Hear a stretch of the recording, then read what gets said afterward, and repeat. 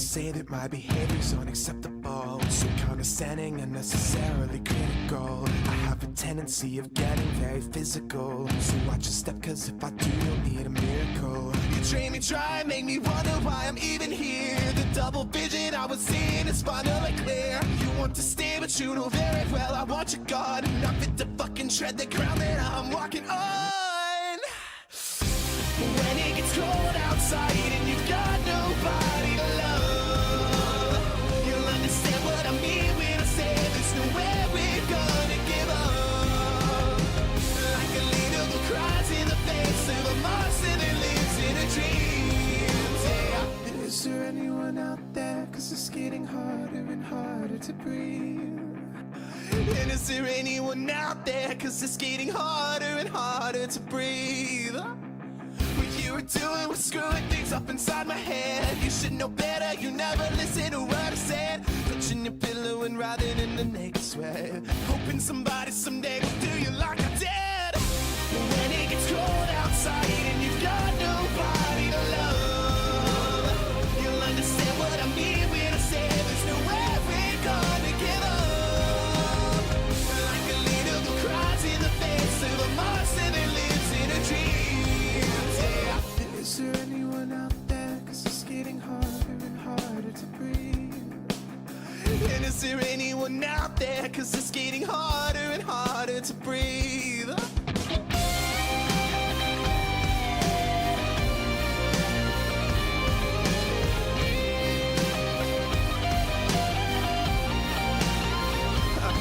Does it kill? Does it burn? Is it painful to learn that it's me who has all the control?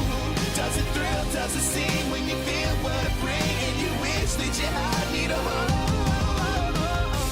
When it gets cold outside and you've got nobody to love, you'll understand what I mean when I say there's nowhere we're gonna give up. Like a leader who cries in the face of a monster that lives in a dream. Yeah. Is there anyone out there? Cause it's getting harder and harder to breathe. And is there anyone out there? Cause it's getting harder and harder to breathe. And is there anyone out there? Cause it's getting harder and harder to breathe. And is there anyone out there? Cause it's getting harder and harder to breathe.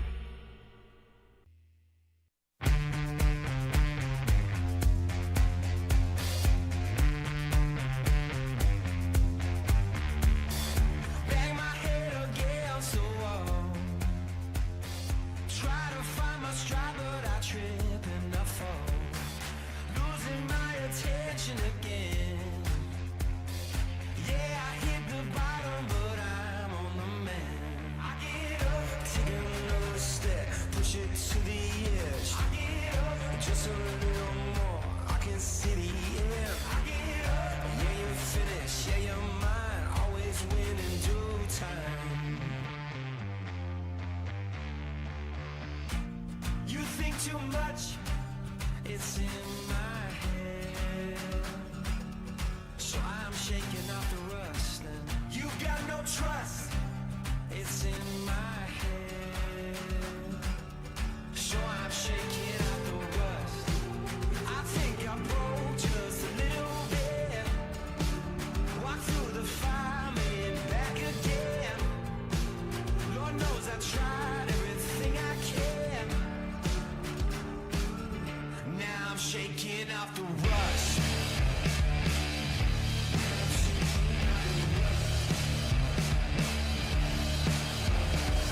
Bang my head against the wall. Try to hold a smile, but I'm sick of it all. Everyone with something to say. Better hold my tongue or I'll make a mistake. I get up, show 'em what I do, show 'em how it's done. I get up, never turn it down, never gonna run, I learn. You think too much, it's in my head. So I'm shaking off the rust and you got no trust, it's in my head. So I'm shaking off the rust. I think I broke just a little bit. Walk through the fire, made it back again. Lord knows I tried everything I can. Now I'm shaking off the rust.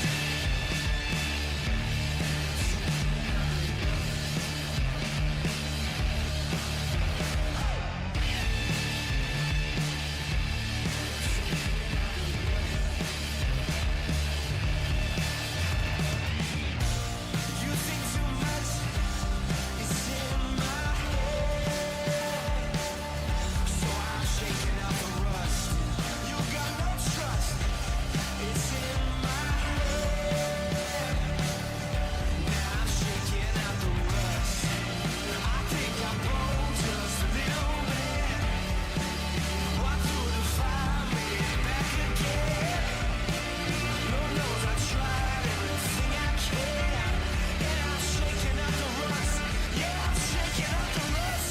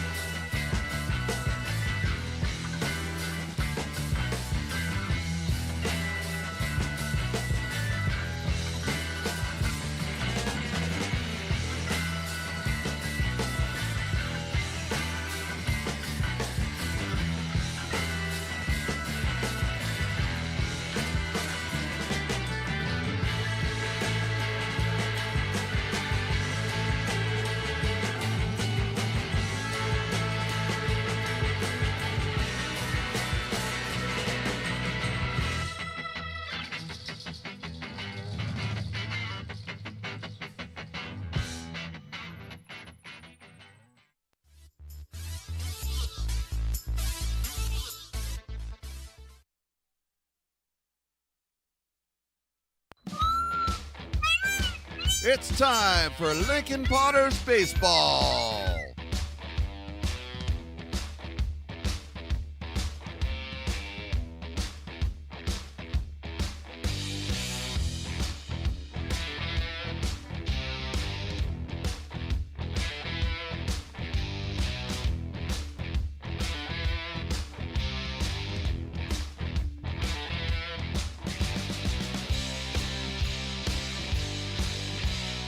Now let's potter up to the booth.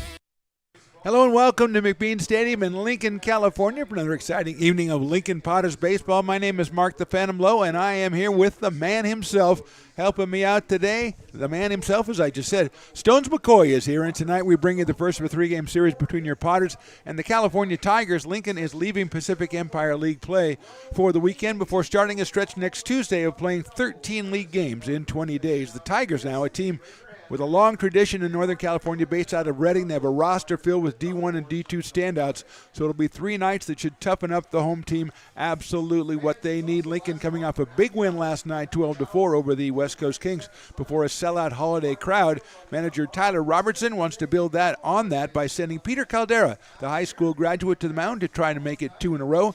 Here is the Tigers batting lineup that Peter will face as Stones McCoy throws it up on the screen for us. McGee and Malton starting us off. That'll be McGee, Dylan Drake, and Charlie Malton. Christensen, Leifel, Stafford, Kersey, Mullen, and Smith. And on the mound for the California Tigers will be Trevin Crawley out of William Jessup University. So we are just about ready to go here. Peter Caldera is on the mound for the Potters. He's out of Roseville, California, headed out to Sacramento State University. He has no wins, no losses in the summer. 3 innings pitched, 3 hits, 4 walks, and 4 strikeouts.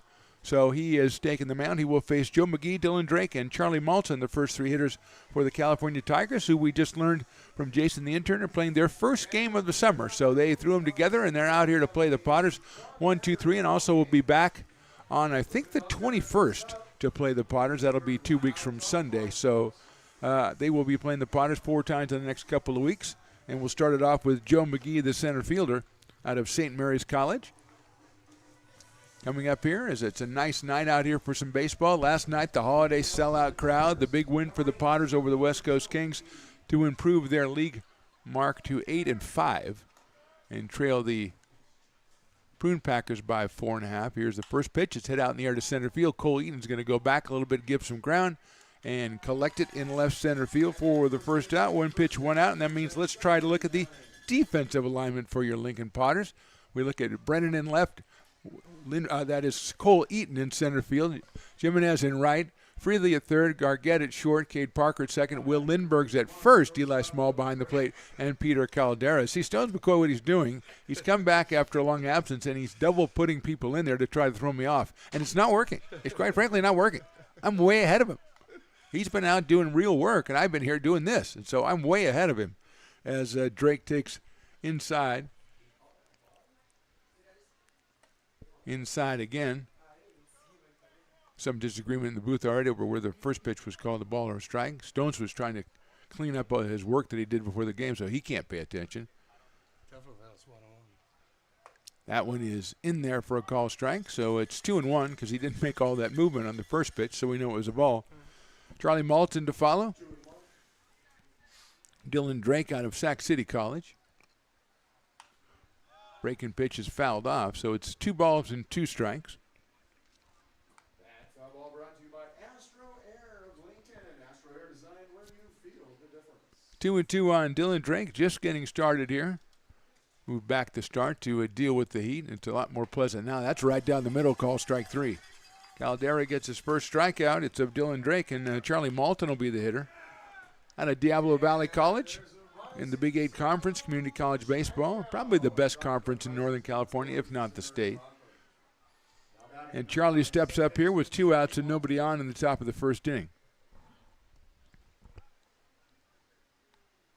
Breaking ball is swung on and miss. Parking lot Potters represented by Don down there. Is that TJ down there, Stones? T-Mac. T-Mac, okay, T-Mac, all right. Outside. I'm still a little bit kind of cautious because, remember about a week ago, Don came up and offered to help me calling balls and strikes from his position down there in the front row, 2-1, after a particularly tough game, if I'll say so myself. And he was going to say, well, let me clean it up for you. I'll tell you if it's a ball or strike. And then he hasn't looked up here in the week intervening, has not looked up here one time or made any mention of it. So I am just a little bit concerned about that. 3-1.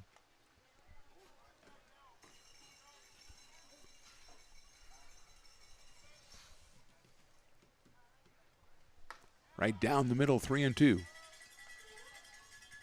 Stones, I know you haven't been here in a while. You'll see that the shaved ice is coming out at an alarming rate. Oh, yeah. Large, huge, giant mounds of ice. Chopper, second base way. Parker's going to have to hurry. Guns it to first and gets him by half step. Good inning for Peter Caldera. In the top of the first, we go to the bottom of the first. It is the Tigers nothing, the Potters coming to bat. When it comes to your home's maintenance and repairs, Jeffers Resource Group has you covered. Our handyman services offer a comprehensive range of expertise, from minor carpentry to drywall, electrical and flooring for property managers, landlords, and renters alike. We ensure that every job is completed to the highest standards, so you can have peace of mind. Contact us today to discover how Jeffers Resource Group can help keep your home in top shape.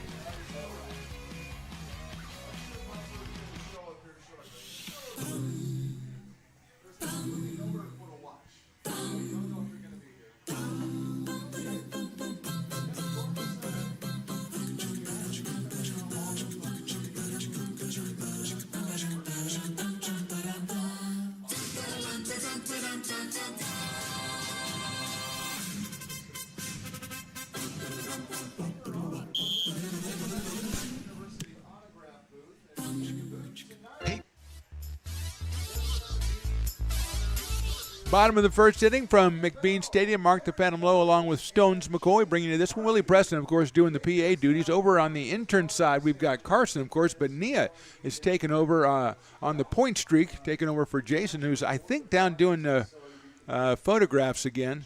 And that's Stones, I'm going to warn you on this one right now. Yesterday when he was down the field doing photographs, he came up here because he was so hot and sweaty. He took his shirt off up here in the booth. So I don't know that he'll do that again, but I just want you to know this is not a cush job like it looks like from the outside. There are some things you've got to deal with, and you need to know about it right now. Oh, thank you. Yeah, I agree. It's the thing that I could have easily docked him a couple of places in the intern ranking for. You should. But he had given me valuable information before that. And so I had to, you'll see. There's Piper the Peacock. Working out, looks a little thinner today. Yeah, kind of does. He does. Maybe one of those, maybe the Atkins diet or something, one of those bad diets. There's many of them out there. Trevin Crowley, the right-hander, the Potter legend, actually, will take the mound. In fact, he already has. He's on the mound right now because he's going to pitch. He is out of William Jessup University. The right-hander will face J.R. Freethy, Caius Gargett, and Peyton Brennan. We'll take a look at that Potters lineup right after this first pitch here to J.R. Freethy. I'm sure that Stones has put a Easter egg in there for me, but I'll try to get through it the best I can. Crowley's pitch is a strike. Freethy, Gargett, Brennan, Small, Parker, and Eaton. Will Lindbergh is at first today. Zach Chamiso, the Lincoln product, is batting eighth, and Jack Jimenez out of Whitney High School is batting ninth, and Stones is excited he was able to do that without a problem. That is how far he's fallen, ladies and gentlemen. He orchestrates the whole thing, and now he comes in after a couple of weeks, and I got the lineups on the screen. There you go. Yay. Yay, Stones, yay. 1-1. JR takes inside. JR 351 on the season. He is out of Rockland, California, University of Nevada, Reno. He has a home run and 7 runs batted in, playing over at third for the Potters tonight. Actually, Tyler Malone is piloting the Potters. Tyler Robertson away from the team for a couple of days. Breaking ball in there for a strike. Malone down at third base. I was going to say, is that Mike at first base, Nia? It's Mike Lavignier. Lavignier. He's just the funnest coach's name to say. Even if you say it wrong, it doesn't matter. That looks like Logan Bell. Oh, jeez. Why is everybody trying to... Logan Bell's at first. Logan Bell is coaching first. I asked Nia, and she said that was Mike. Oh, and Mike at third base now. Okay, this has gone off the rails already. Piper's lost 50 pounds, and I have no idea what's going on. That's inside. Freethy goes to first base. Maybe I should be more, when I ask Nia a question, maybe I'll have to be a little more specific. I thought she knew I was talking about first base. So Logan is kind of going cash today, huh? He's like in Stones McCoy out there.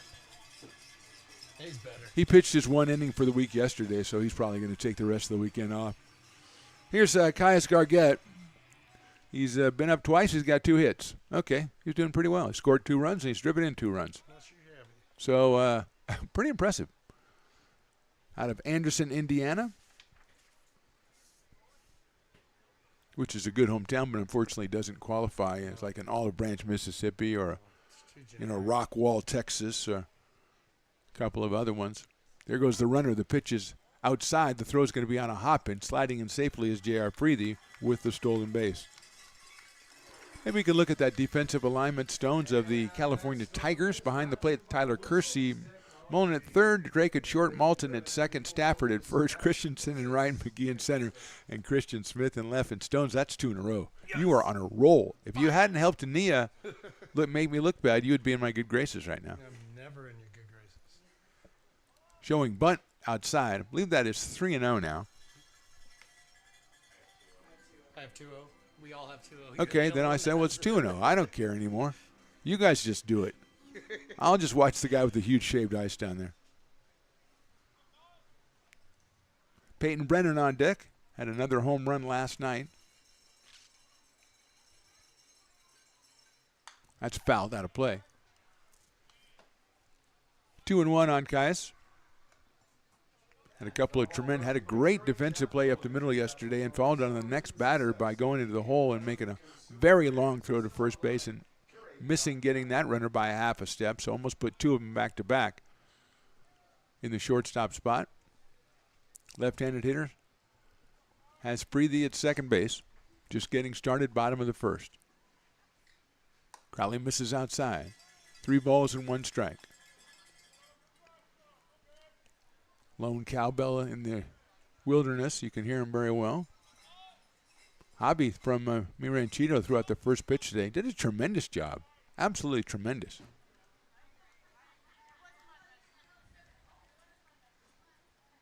Ball 4. He's wearing the giveaway hat today. So how would you describe this? Like a sun hat?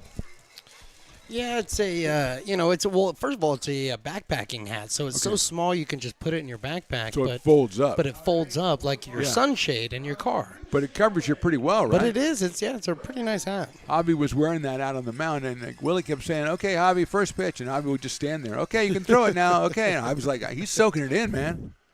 Here's Peyton Brennan, swinging a miss high fastball. 91 from Trevin Crowley. Peyton at 400, 3 home runs and 11 runs batted in.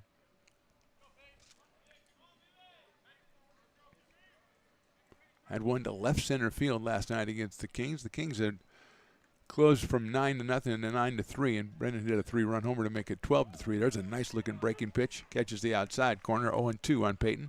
He's followed by Eli Small for the Potters.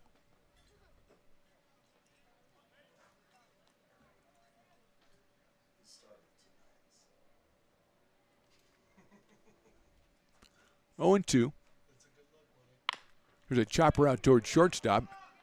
Over to second, will get 1. The first not going to be in time. The throw gets away, and coming in from third and scoring the first run of the game is J.R. Freethy. So Garganta's out at second base. Fielder's choice and an error on the throw by the second baseman. And Brennan is at first base. 1 run scored, 1 error on the Tigers, and here is Eli Small. Eli also from Elkhorn, Nebraska, just like Cole Eaton. And Eli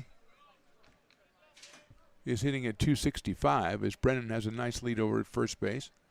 Crowley's going to throw over there. A nice spin and throw, but not in time. Eli from the University of Kentucky. Cole Eaton from the University of Tennessee. Cade Parker to follow Eli Small. Eli in the cleanup spot today. Potters have scored once on the throwing error. Fastball misses at 92 from Crowley. Crowley out of William Jessup University, where he is coached by Potter legend Brock Raggets, who embarrassed himself last night with his outfit, but it was 4th of July, so we'll let it go. There goes the runner, swing and a miss. The throw is on a hop to second. It's not going to be in time. So we're going to have a meeting at the mound for the California Tigers. As we've just got underway, a couple of walks, a throwing error, and now a stolen base, and they're going to probably get together. Remember what we said, the Tigers, this is their first game they played on the season, so they're working out some kinks here. Guys working together, coming from 4 or 5 different colleges and community colleges around. Sac State, Kissimmee, Sierra, Sac City, Jessup, Folsom Lake, St. Mary's, UC Davis, a couple. So they're just getting used to each other. Potters, as we said, I believe game number 33, 25-7. Overall, 8-5 in Pacific Empire League play. Just learned Pacific Empire League playoffs, which are at the end of this month, are a 3-game series between the first and second place teams. So the Potters right now are in second place by, I think, 2 games over the Solano Mudcats. So they want to get in those top 2 positions. Here's Eli again with a 1-ball, 1-strike count, but now Brennan at second base.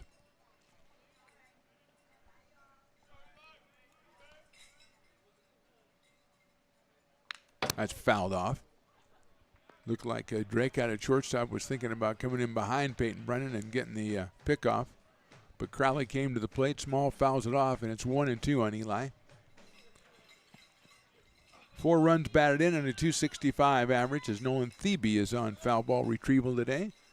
He closed the game out last night against the West Coast Kings, striking out 3 in the 9th inning. Almost got the Thebe turkey, but he did not because he gave up a hit. Crowley to the plate, fouled off again. The Thebe turkey, of course, will be 3 strikeouts in a row, and he had 2, and he had 2 strikes on the last hitter. And the guy just reached out, drilled a base hit, Nothing fluky about it. He got a base hit, and then Nolan came back, struck out the next guy, which was a almost Thebe turkey. Thebe turkey leg maybe or something like that. Yeah. Maybe a wing. Okay, I like that. Well, wing is 1 strikeout. A leg is 2. There goes Brennan. Swinging a miss on a breaking ball. They're going to have to hurry to get Eli at first, and they're not going to do it. So Kersey coming out there trying to find the ball, and he's looking over at Brennan at third base.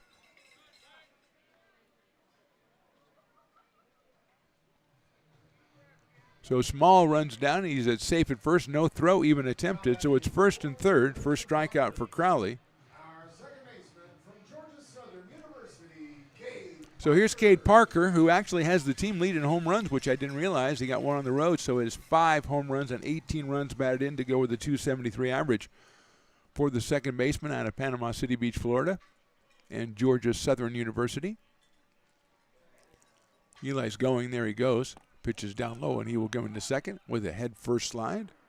I think was just more for him than anybody else. He I'm going to head-first slide at second base, and it looked pretty cool. Stones, I hope you got that. You can send that to the family, Eli's family, on his montage. You should put together a montage for each player at the end of the season and send it to their family. That won't take any time. No, you have plenty of time to do that. Yeah. Swing and miss at the fastball. 90 miles an hour, 1 ball and 1 strike. And make copies if they want more for the family, for the grandma and everything. Make it. You got nothing going on. It is a good idea, though. Yeah, it really is.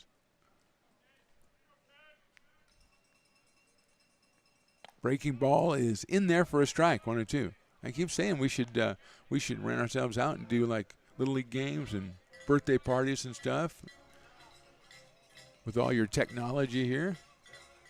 I don't know if I can take Riley, though, to those. No, he'd get too involved. 1-2 pitch, swung on and missed, so Parker's down on strikes. Second strikeout, but only the first out for Crowley with the strikeouts. 2 outs here in the first inning, and Cole Eaton will be the hitter. At third is Peyton Brennan. At second is Eli Small. And with 2 outs, here's Cole Eaton, who has a .262 average, a home run, and 22 runs batted in. The center fielder, also from Elkhorn, Nebraska. He is University of Tennessee material. He's out here with a chance to drive in a couple for the Potters. Crowley's breaking ball, swung on and missed. 0-1 on Cole, followed by Will Lindbergh, then Chamiso and Jimenez.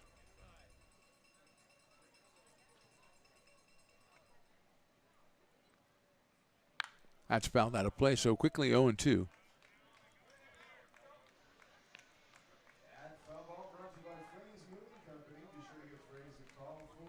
Starting to get more activity in the bounce house, which is always a good indicator of how the night is going. Started out slow over there, but it's beginning to pick up.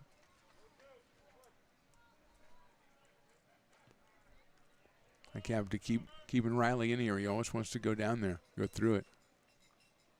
Fastball misses outside, 1-2. He's easily swayed. He gets, you know, got a little bit of problem concentrating.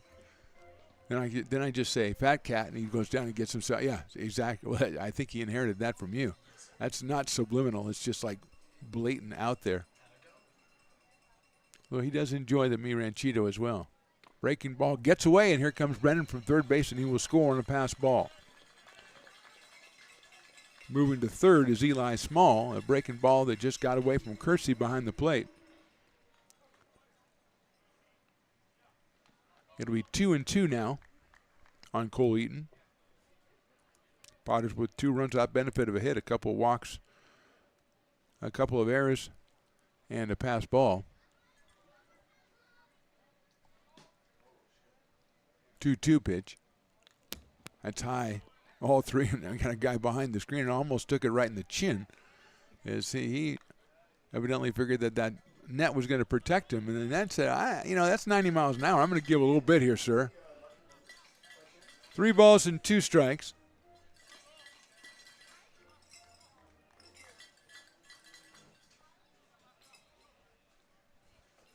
Small down at third.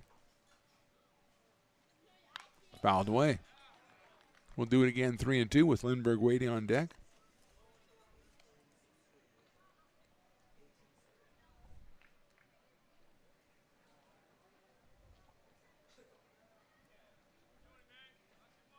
Sun still a factor in left field and a little bit in center as well, as McGee out there having to shield his eyes, and he's in right center field.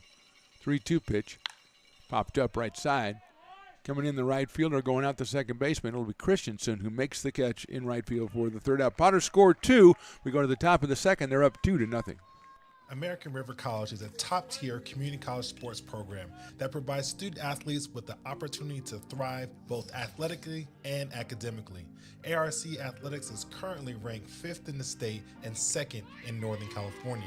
With over 19 sports programs, our athletes compete with the region's best athletes. Our diverse and dedicated coaching staff helps athletes develop the skills necessary to compete at the next level. Start your community college athletics journey with us. American River College, Sacramento's best athletic program. Go Beavers.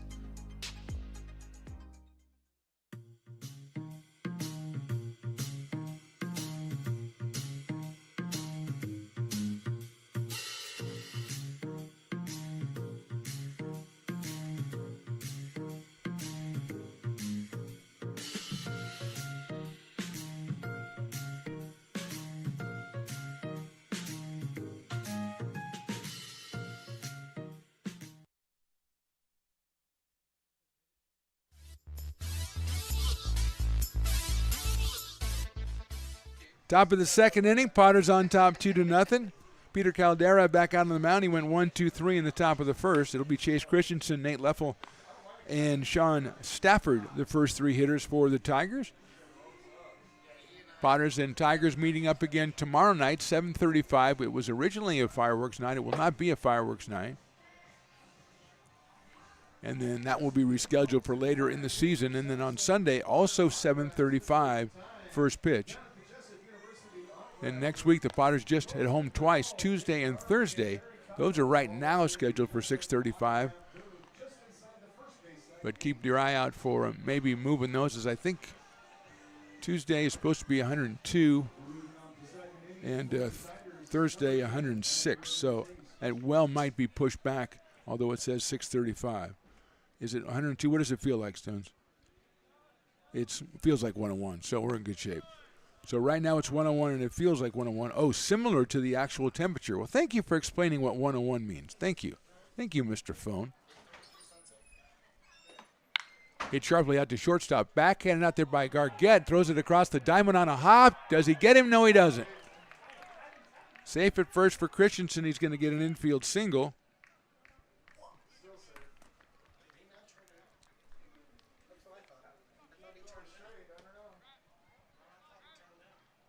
Christensen, when he went by the bag, did go on the field to play, but I did not see him make an effort to go to second base, and you have to make an effort to go to second base. Although if you go 10 feet, that's a long way.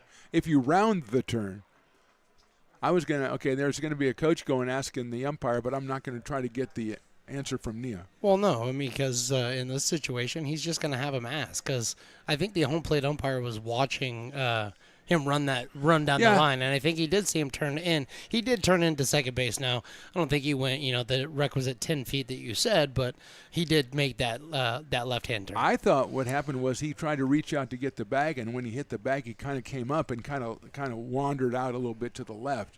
As a result of that, that's what it looked like to me, and I didn't see him make any effort to get on there. Now, of course, if you go too far onto the field, it doesn't matter if you're making an effort. If you go, I'm just wandering out here, don't pay attention to me, nothing to see here. I'm just looking at the grass. Yeah, so obviously the Potters had to go ahead and slap the tag on and ask. You have to. Tyler Malone, the interim manager, again, I think it was him out there. I don't want to get in trouble again for having the wrong guy. And he is safe at first. So there we go. We talked about it. Everybody chatted it up, and we all came to a conclusion, and some are satisfied and some are not. Here's Nate Leffel. Nate's the DH today. Comes out of Las Madonnas College down in the Bay Area.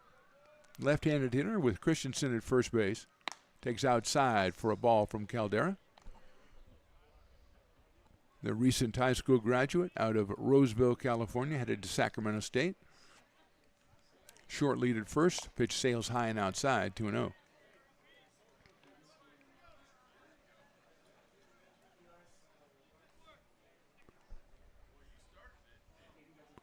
Avi's making the rounds today. There he goes again. He's walking around. He's going to different people. There goes the runner. The pitch is in there. The throw to second base is going to be just late, and it bounces off. The runner goes out to short left field. Picked up the throw to third. He is safe at third base. So Christensen gets credit for a steal. It'd be an error on the catcher. The throw that allows him to get over to third. First error for the Potters. And it puts Christensen at third base with nobody out. Leffel 2 balls and no strikes.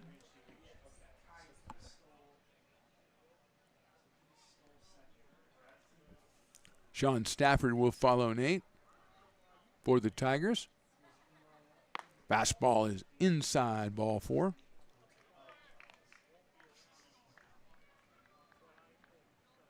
First walk given up by Caldera. First and third, nobody out, and here is Sean Stafford, the first baseman. Number 5 out of Folsom Lake College. So Folsom Lake College Falcon Sean Stafford up here with a chance to do some damage for the Tigers. Top of the second inning here from McBean. That's it out towards second base. Going to go to second for 1.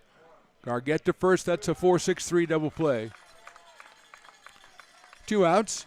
Run scores. Christensen comes in from third, but no RBI for Stafford. As Parker, Gargett, and Lindbergh. And that means it's a double play. So there's a section that gets free doubles from in and out. A tremendous promotion. 2-1 now. And that brings up Tyler Kersey, the catcher.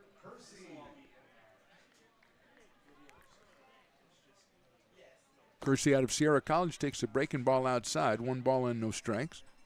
He's followed by Jamie Mullen. And then Christian Smith for the Tigers. Fastball is on the corner for a strike. 88 from Peter Caldera.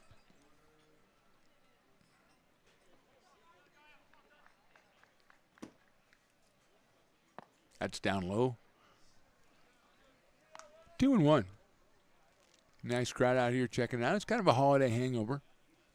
It's a crazy night last night. Big win over the West Coast Kings, fireworks, and there's a grounder down to first. It's off the glove at first base of Lindbergh into right field. That one kind of ate Will Lindbergh up at first base, and Kersey is on. So 2 outs, 1 on, 1 in, and Jamie Mullen, the hitter, out of Folsom Lake College. And he's the dueling dogs batter.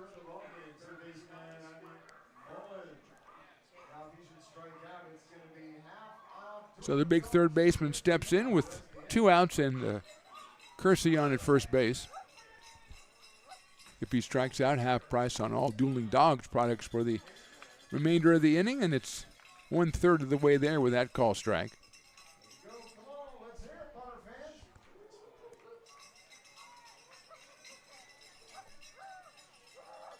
Breaking ball, call strike 2. So we're almost there, getting out of the inning and getting half price on Dueling Dogs. Stones, we got the trifecta the other day. We had 3 different beer specials going on at the same time. It was a great day. Second time this season. Watches that one outside. Second trifecta we hit this season with Farmers, Founders, and Dueling Dogs. I think it was Loomis Basin, though. Loomis Basin, Farmers, and Dueling Dogs. Yes, we did. Foul back to the screen. So we could get an in-and-out giveaway and half-price Dueling Dogs in the same inning. Hey. No, you don't order in. What do you? I can get the half-price double-double. You have to be in the right section to get the half-price. Swing and a miss. He got him on strikes. Half price on Dueling Dogs. 1 run for the Tigers. We go to the bottom of the second. Potters on top 2-1.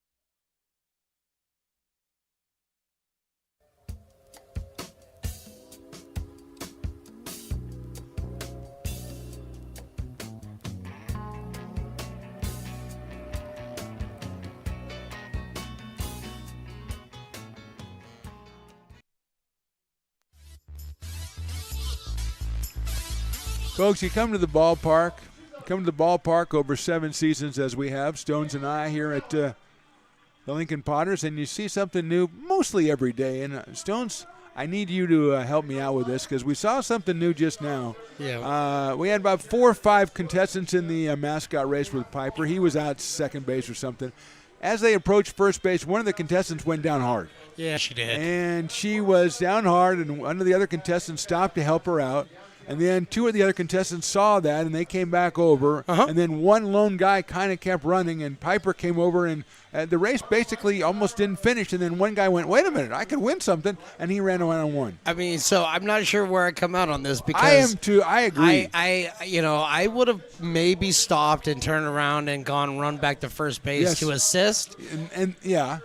However, depending on how far my lead was, I mean, he was clearly between clearly second ahead, and third, you know? And it's like, at that point, do you just stop and turn? Well, here's the thing, though. I mean, think of it this way. If everybody stops and if he goes back and helps out, then starts running again when it's done, nobody's going to – he already had the lead, so he's the fastest. That's true. So all he has to do is make sure everybody else is over there. Yeah. Then he can go over there and look around and go, I'm concerned. And bam, boom, he's around gone. the thing, picks up the – because – Piper was long gone. I think that's what we learned today. Piper was going to get a cheeseburger or something because he looks skinny. And he really does. There he is right there, yeah. I hope he's not dizzy or something. I think he's okay. Everybody seems to be okay coming out of the go race. interview him. I think we need to get Piper up. He's probably breathing hard, and he gives a high five to Matt and looks like he might have shattered his forearm. So I don't know. All I'm saying is maybe, here, park my car, get my clubs, and put on some weight. You know what I'm saying? Okay, all right. Hey, Wang, it's a parking lot, you know? And the tremendous Don has shown up. Oh, Don. Brought the greatest treats Don, come ever. here. Come here. Yeah. Get over here. Give him the mic. Come here. Don, listen, I got a bone to pick with you, brother. You're the greatest. We all know that. About a week ago, you came up here, and you offered to help me call balls and strikes from your position down in the front row. Yeah. Since then, you have not looked up here one time. You didn't help me with one pitch that night. You came on and you were talking to your friends and you were enjoying yourself. You did not call one pitch. You didn't give me one signal, one heads up. What's going on with you and I? I did, but you were probably looking over here to your left. That's good. That's your Or answer. you could have been looking at the umpire. I was, and I'm Because- looking down to you to try to get help, and you're looking the other way. You got a beer in one hand and, a beer in the other, and you're enjoying yourself out there, and I don't begrudge you that at all, but if you're going to give me the help, give me the help.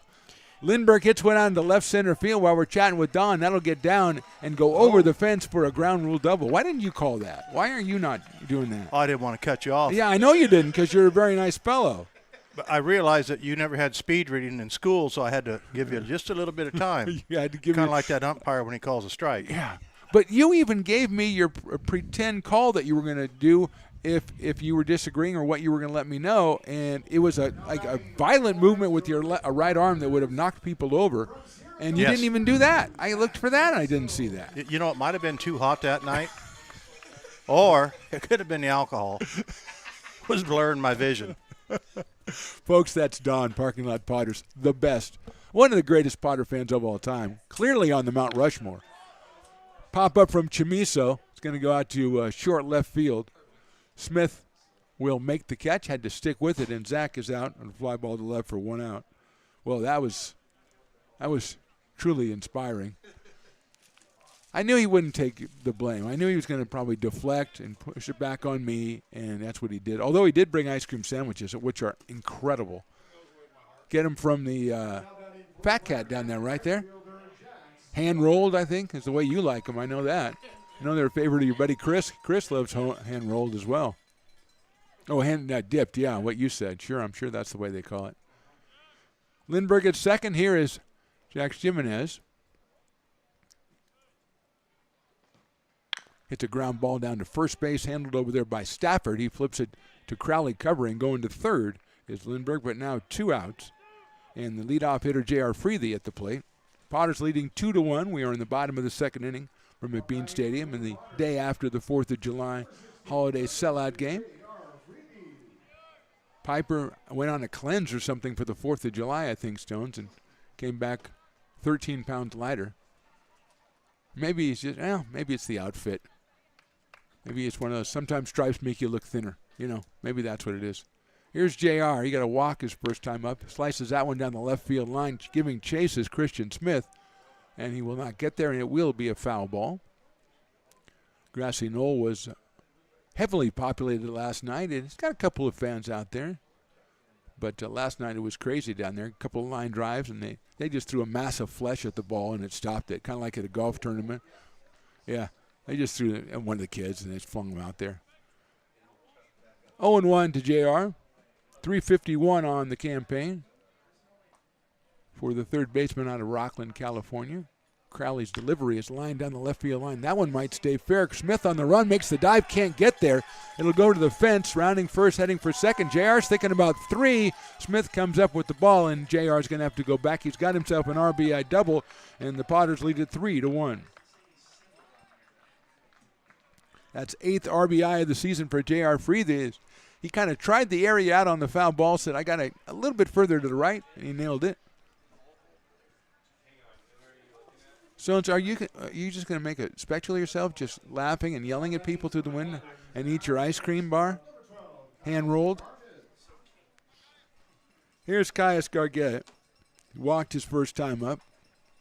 The shortstop out of Anderson, Indiana.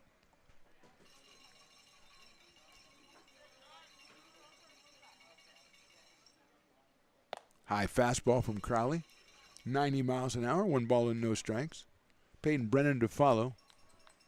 Potters with a double from Lindbergh and a double from Freethy here in the inning.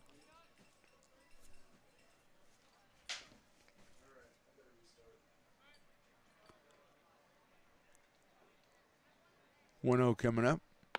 High again, 2-0. Caius was 2 for 2 in his first game. He walked here the first time up tonight, so he hasn't been retired yet as a Potter, which is a pretty good stat. You want to keep that going as long as you can, I think. And if you keep it going for the remainder of the season, I might vote for you for something. Shows bunt, pulls it back, it's down the middle. 2-1. 88 from Crowley on that one. Took a little off to get it over. And he was successful, so it's 2 balls and 1 strike. Don, why don't you get some of those misters like those guys got down there? You need some of those. Those are nice down there. That's the Russells. My buddies, the Russells from my trivia team over at the tap room. That's fouled off. Of course, when they're out here missing the games because they're at the Potters, and I'm at the Potters, and our team's doing great. They won last week. They say, oh, yeah, no, we miss you. No, you guys are great. We love you guys. Yeah, you're fantastic. Maybe when you come back, you can be on another team. Maybe that would be a good thing for you guys, because we seem to have our team pretty well down. And it's getting so that Zach, my son, on the team, he doesn't even tell me anymore. He just kind of keeps it from me. Hey, Zach, how'd you guys? You guys must not know. No, we won. It was okay. Yeah, we won by like 12 points. Yeah, we got everything right. We didn't need you. 2-2 coming up. Fouled off. Back to the screen and into my ear, seemingly. Close to the Stones Broadcast Network cameras, but not real close. Riley gets very fidgety when it gets too close. He's been known to yell at players, you know. They don't know that it's a city ordinance. If you get too close to the cameras, you can be fined by the city of Lincoln. That's the only two things they do is put on the parade on the 4th of July and fine people that get close to your cameras. 2-2 coming up to Caius Gargett. Breaking ball. Many people thought it was a strike. The umpire not one of them, and that's kind of the person you have to convince. So it's 3-2. I think the umpire knew that Caius had not been out yet and figured if he let it go, he must have had a good reason. They used to say that about Ted Williams. Ted Williams let the ball go. They'd say, well, he's got such a good eye, he must have been a ball. 3-2. Pick off at second, and a great job by the shortstop, Drake, to keep that one from going out into center field as the throw sailed on Crowley. And Drake got up, kept it in the infield. So a little excitement for no result. And we come back to the plate where it's 3 balls and 2 strikes on the hitter Gargett.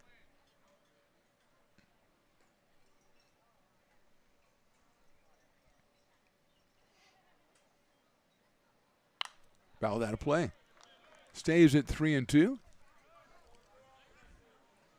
How is it out there, Don? Is it nice out there underneath the tarp and everything? You're comfortable to watch a game? Opinions vary. I think that's a Humble Pie song. I think it is. Yeah, sweet and yeah, I think it is a tremendous group. Not really well known anymore. Throw back to second again. This one was on the money, but back at second base is J.R. Freethy. Was that you that yelled that, Stones? You yelled Bach. You're a professional. You're a broadcast professional. Yeah, where's our Bach guy? He's not here because he knew you were going to embarrass yourself. It's hot, sweet, and sticky, as Don calls it.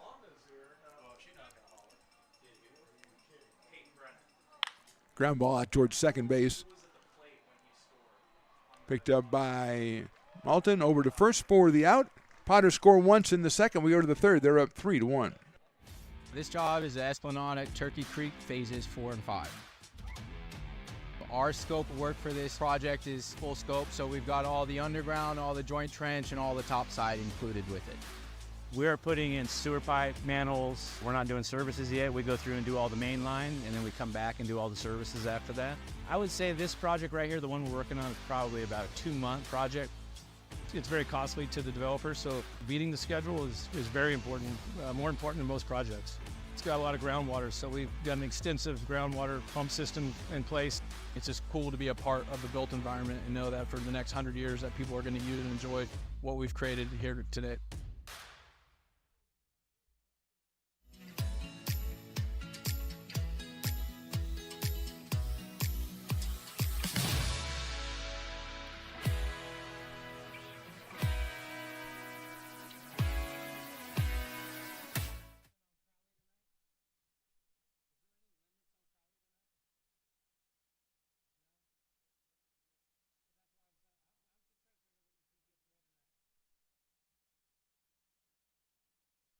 I'm Bill Spear, North Valley president of Five Star Bank.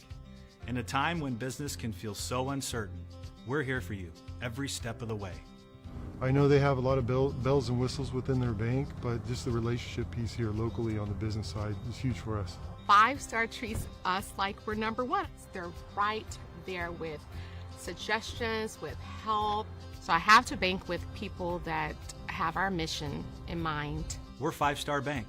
How can we help you? Top of the third inning, Peter Caldera warming up for the Potters. The squeeze filled the bucket game down the first base line. I didn't see anything happening momentous down there, Stones.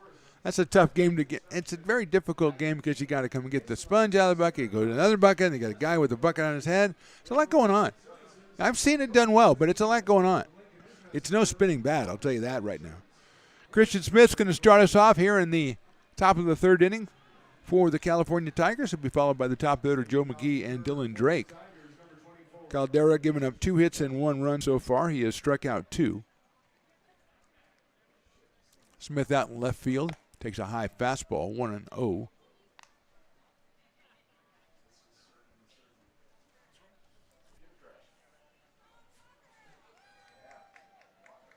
Swing and a miss on a fastball at 86 from Caldera. So it's evened up at 1 ball and 1 strike. We thank Don from the Parking Lot Potters, who tells it like it is. Breaking ball, strike 2. Stones is talking with him about perhaps the Don Corner feature, maybe just weekly, maybe not daily. 1-2. Swing and a miss. Strike 3 pops out of the glove, but tagged by Eli Small. So Christian Smith is the third strikeout victim for Caldera with 1 out. Joe McGee will be the hitter. Hit the ball pretty well to center field his first time up. Flied out to Cole Eaton. So Joe's 0 for 1.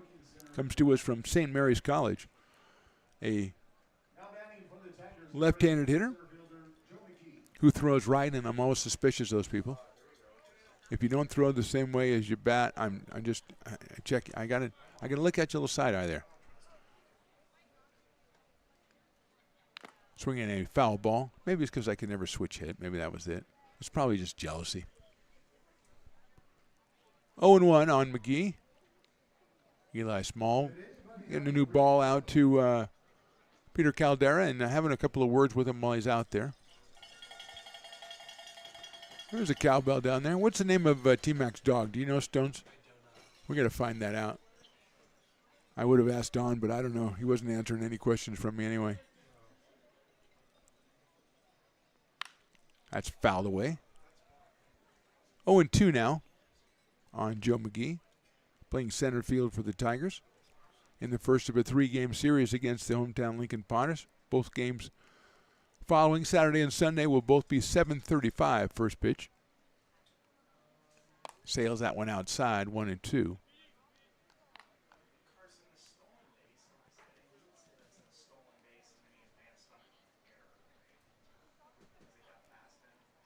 One 2 pitch swung on and missed in the breaking ball, and that's the 4th strikeout, second in a row for Caldera.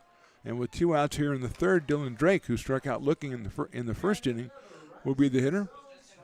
Dylan out of Sac City College, wearing number 51. The Tigers with the orange jerseys, blue underneath the orange, and then white pants. Potters all in orange today on an Orange Friday. Swing and a miss. Actually fouled that one into the catcher's glove. 0-1.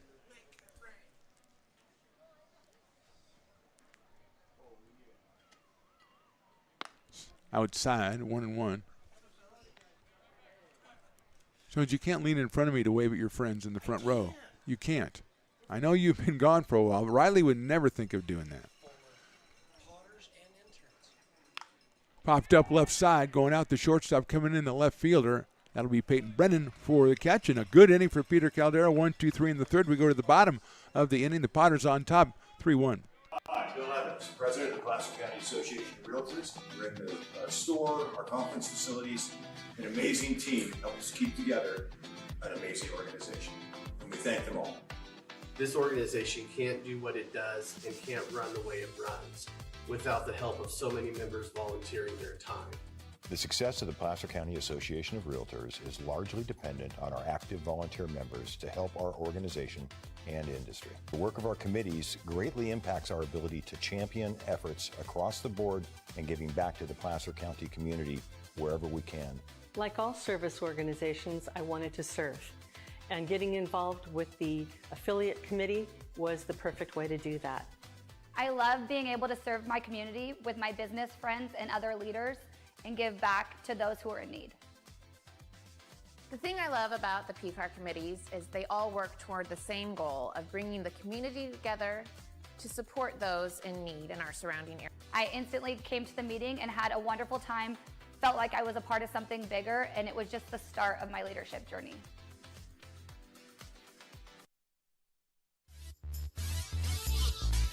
Bottom of the third inning, Potters on top 3-1. It'll be Peyton Brennan, Eli Small, and Cade Parker against Trevin Crowley, who's given up 3 runs on 2 hits.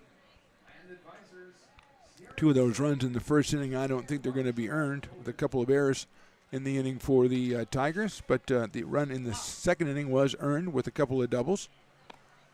So here's Peyton Brennan.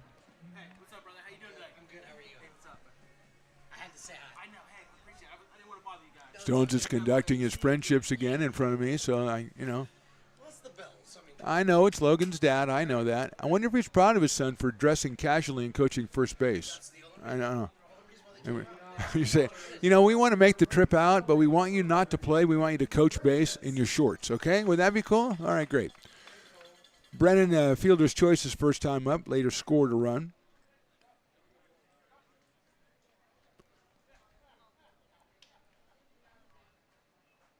Crowley's first pitch is in there for a called strike.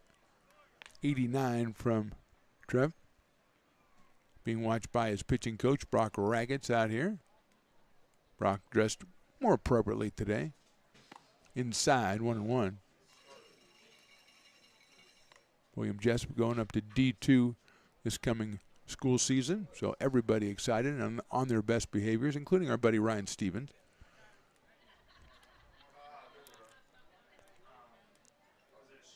1-1 pitch is grounded down to first base, but it was off of Peyton's foot, I think.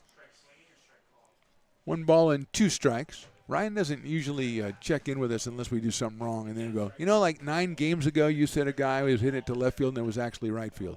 Okay, thanks, Ryan. Thanks a lot. I'm glad you paid attention. Greatest manager in history, though. And a great guest, too. Great guest. The Ryan Stevens show, Ryan Stevens show was top-notch. 1 ball, 2 strikes on Peyton Brennan out of Rockland, California, and the University of California at Los Angeles, which is Southern California, if you hadn't heard of it. And home of the Dodgers, right, Stones? Yep. 1-2. Outside, high, 2-2. I think I went to Dodger Stadium when I was like 10 years old. Was it even there? I think it was. Yeah. Sandy Koufax was pitching.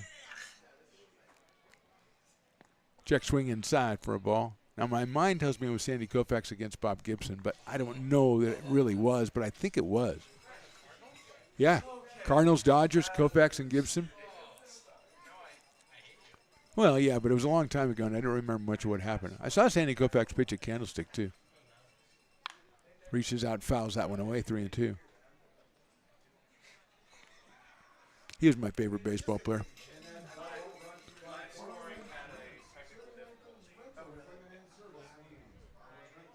Three balls, 2 strikes leading off the bottom of the third inning.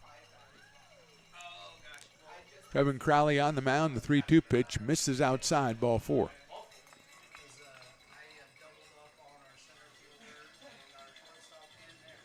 So 3 walks by Crowley here in 2+ innings. Then I'll bring up Eli Small, who struck out but reached first when the catcher dropped the ball and was not able to find it before Eli crossed first base. And so by rule, he is at first base, but he is still 0 for 1.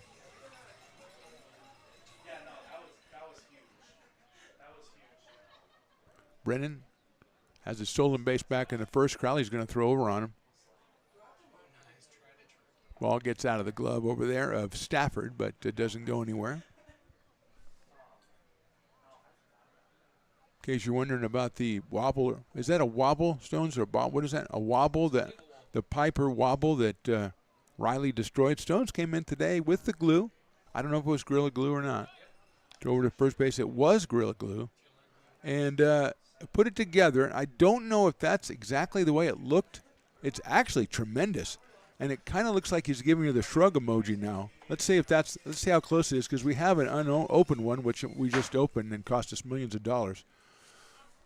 outside for a ball. The throw to second is much better this time, but just a little bit too late.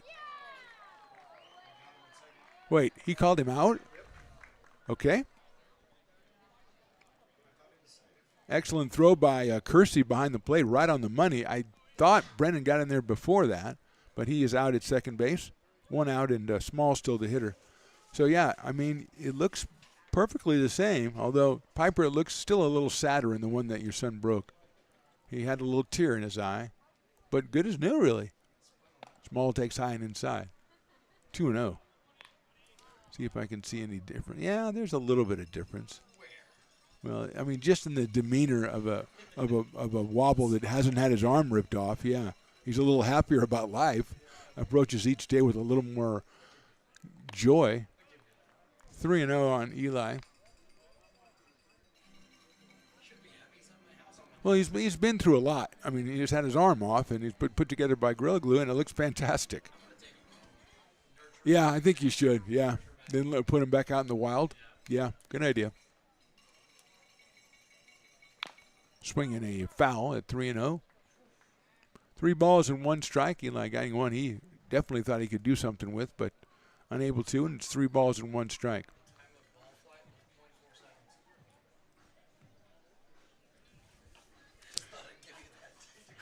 That's the trouble with you Stones. You come up there, you got all this info in front of you, you can't help but say it, even if it's irrelevant. I was in the air for 0.4 seconds. Really doesn't matter. What was the angle, or whatever it's called, launch angle? There's a ground ball to second base. Malton has a nice play at second, goes to first in the dirt and swept up over there by Stafford. A good play all around by the Tigers, and Smalls retired for the second out of the inning. Malton went to his right, picked it up, got up through it to first base, and a scoop over there by Sean Stafford. 2 outs, and Cade Parker will be the hitter. Cade struck out his last time up, came in at 273, and has the Potters lead with 5 home runs and 18 runs batted in. 2 outs here in the third inning.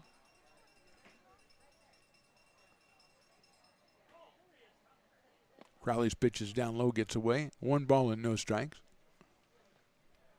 Still have some party favors in here from Piper's birthday. I don't know if the cleaning staff has been in for a while. I did not wear that, no. It's the party hat. I did not wear it. So it's unworn. I can sign it. We can auction it off. Yeah, let's do that. Happy birthday, Piper. Phantom. Swing and a miss. All right, here we go.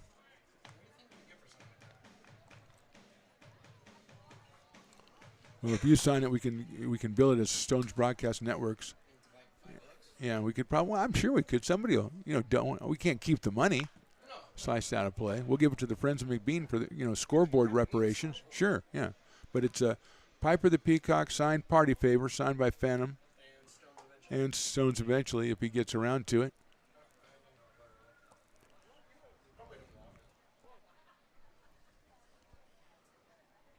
One and 2 on Parker. Takes outside, 2-2. Score is 3-1, although it says on the scoreboard that the Tigers have scored 3 runs in their half of the third, which I was here and I don't think that happened. So that's why we need to donate money to the Friends of McBean.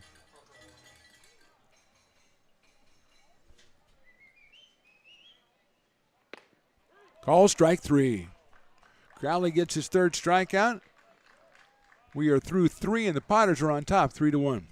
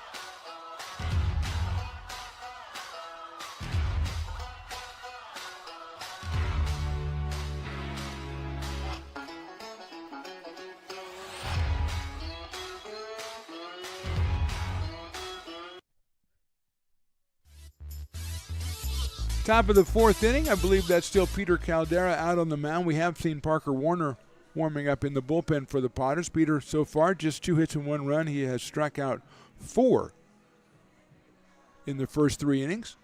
He will face Charlie Malton, Chase Christensen, and Nate Leffel.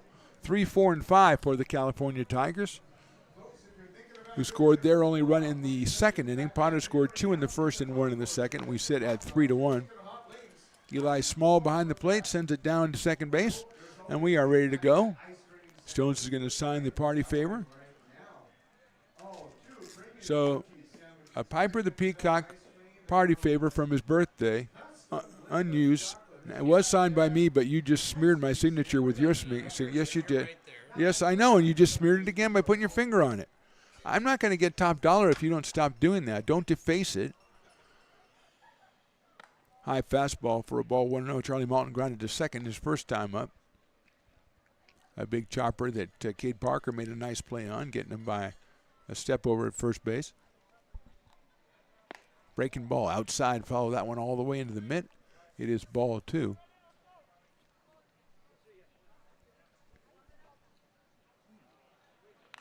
Swung on and fouled that one back to the screen. 2 balls and 1 strike. Kind of a mellow night out here in the aftermath of last night's holiday victory over the West Coast Kings. A big win for the Potters. They had lost 3 straight games in league in their last at bat, and they came out and pounded the West Coast Kings last night 12-4. Anthony Martinez was our Old Town Pizza player of the game. Went the first 4 innings, giving up just 2 hits and nothing else. Picked up his 4th win of the summer out of Sierra College. 2-2 now on Charlie Malton. He comes out of Diablo Valley College and takes inside for a ball, 3-2. Charlie also a pitcher according to the roster, so we might see him on the mound this week. That's outside, ball 4. So Malton works a walk. That is the second given up by Caldera, and it brings to the plate Chase Christensen, who singled his first time up. So he is 1 for 1. Hit a hard shot out to Gargett at shortstop. Hayes picked it up, threw it to first, just barely, not getting him at first base. Hits that one well to right field. Menace goes back on it and makes the catch in front of the fence for the first out. 1 out here in the 4th, and Nate Leffel will be the hitter. The designated hitter walked his first time up. Around the PEL, Boone Packers up on top of the West Coast Kings in the bottom of the 8th inning, 8-2. Boone Packers would be 14-2 with a win. Crabs and Rogues are going at it. Medford leads 2-1. That one in the bottom of the 4th inning. So here's Leffel. Swing and a miss at the first one. Nate comes from Los Medanos College.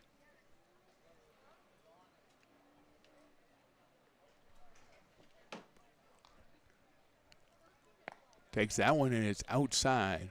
1-1. John Stafford, the first baseman, to follow. That's it. Stones put that party favor out there so people can see it. See, it's authentic.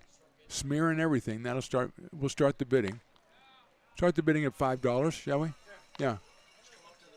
Come up to the booth if you want, or you can come in, send us a message or something on whatever, however you communicate online, and say, hey, we're in on that, because we're raising money. Outside, there goes the runner, not the throw being made. And Malta is in there with a head-first slide of his own. 2-2 on Leffel. Malta now out in scoring position with 1 out in the 4th. Intern Jason is behind home plate, getting the bird's eye view. Hope he doesn't get hit by a ball. There's a chopper out towards second. Parker's going to wait for the hop. He's got it. Cade over to first for the out. Moving to third is Malton. But now 2 outs here in the 4th, and Sean Stafford, who hit into a 4-6-3 double play back in the 2nd inning, will be the hitter. Out of Folsom Lake College, Tyler Christie, the catcher, on deck.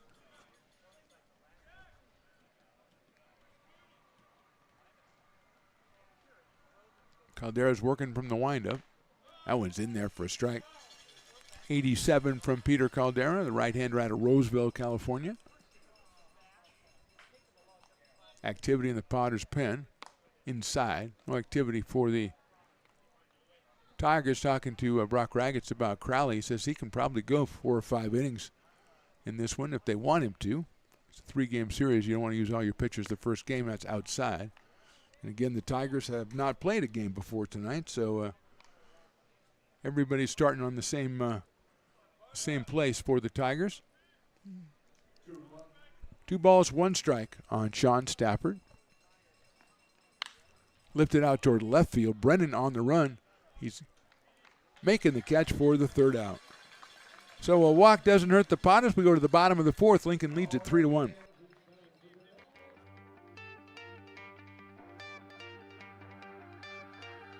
Gooseport Public House. We have sports on 10 big screen TVs, 23 beer taps with classics and crafts, a full bar with creative craft mixed drinks, live music, and most importantly, great fresh food. In downtown Roseville off Vernon Street. Only 15 minutes from the ballpark. See ya at Gooseport.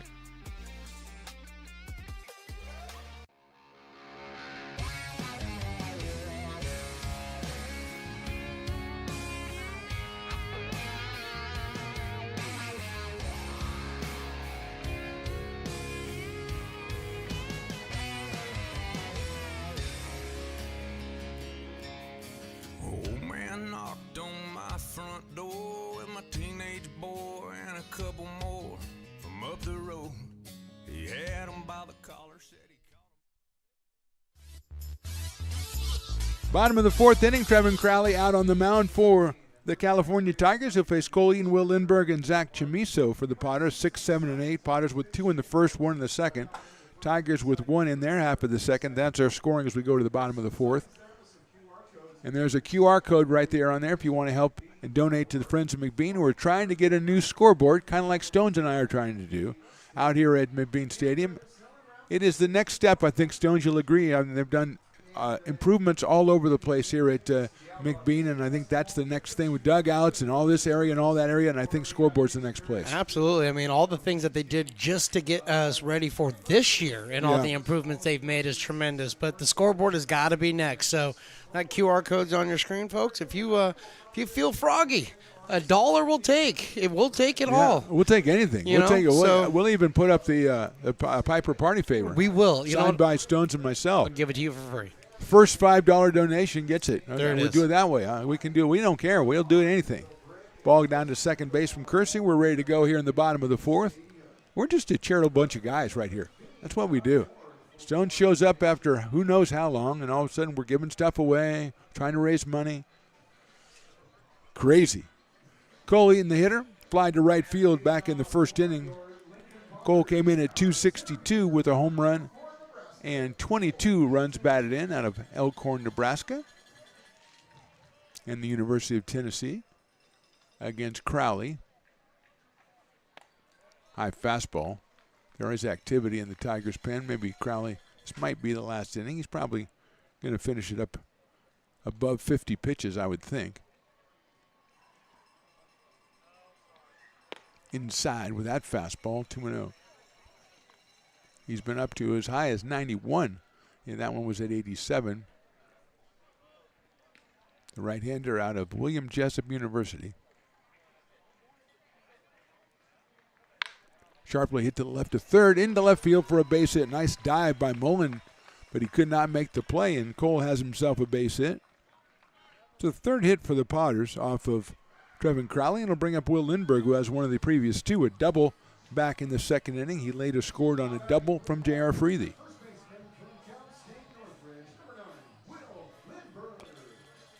Out of Cal State Northridge in Gold River, California, Will Lindbergh.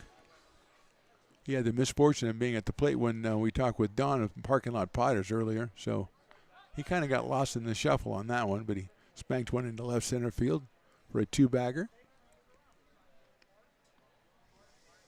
Came in at 250. 4 runs batted in for Will.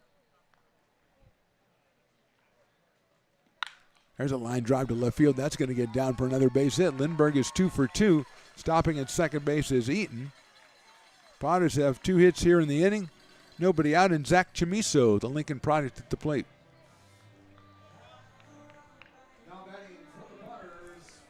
Zach flied to left his first time up, so he is 0 for 1. Came in at 300.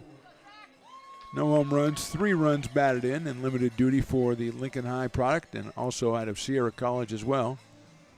A great career at both of those places as a Fighting Zebra and a Wolverine.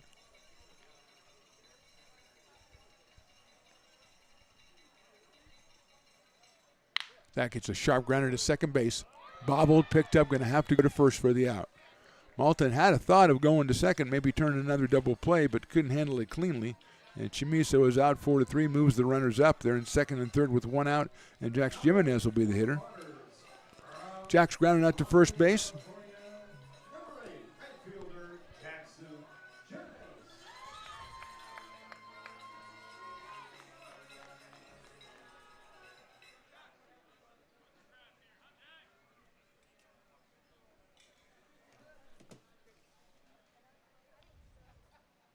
Jax takes a breaking ball and misses.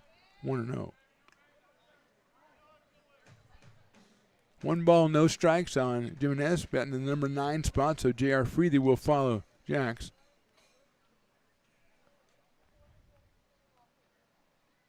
That one is down low. 2-0.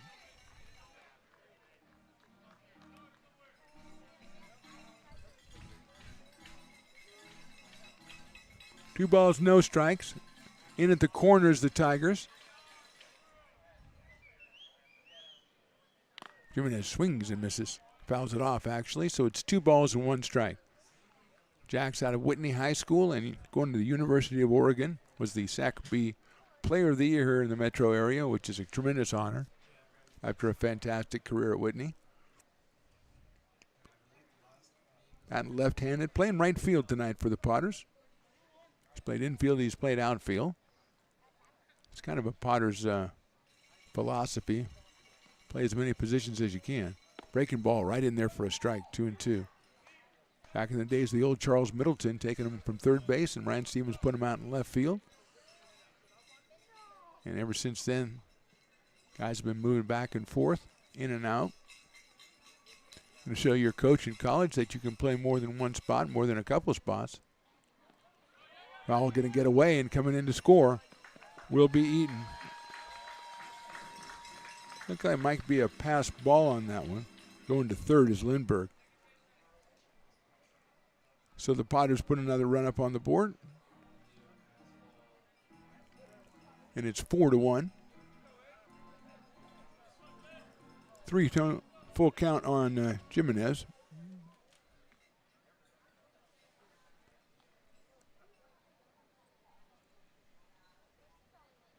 Takes high, ball 4. So Jax works the walk. He'll go down to first base. First and third, 1 run in.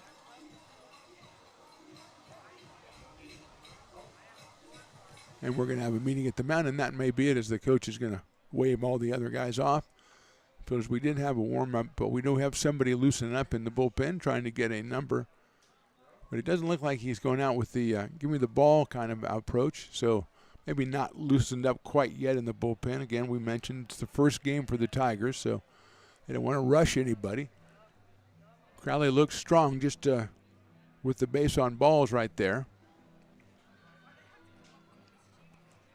Umpire's like, I know it's your first game, but I need to get going. A lot going on Friday night, you know. I think there's a new NCIS tonight, so.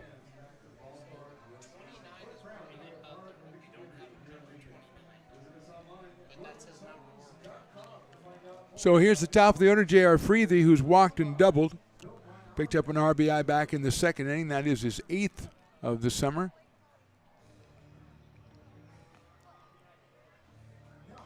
He's followed by Caius Gargett.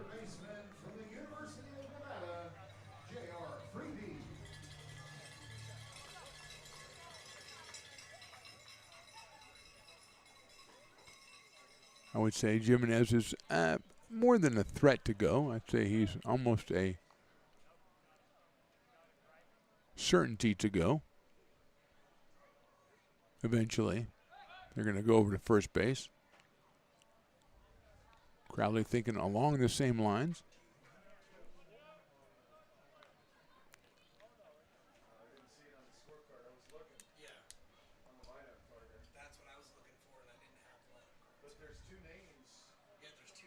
There goes the runner. The pitch is in there for a strike, and going down to second is Jimenez, so he is at second. Second and third now. Still just one out here in the fourth. Potters have already scored once.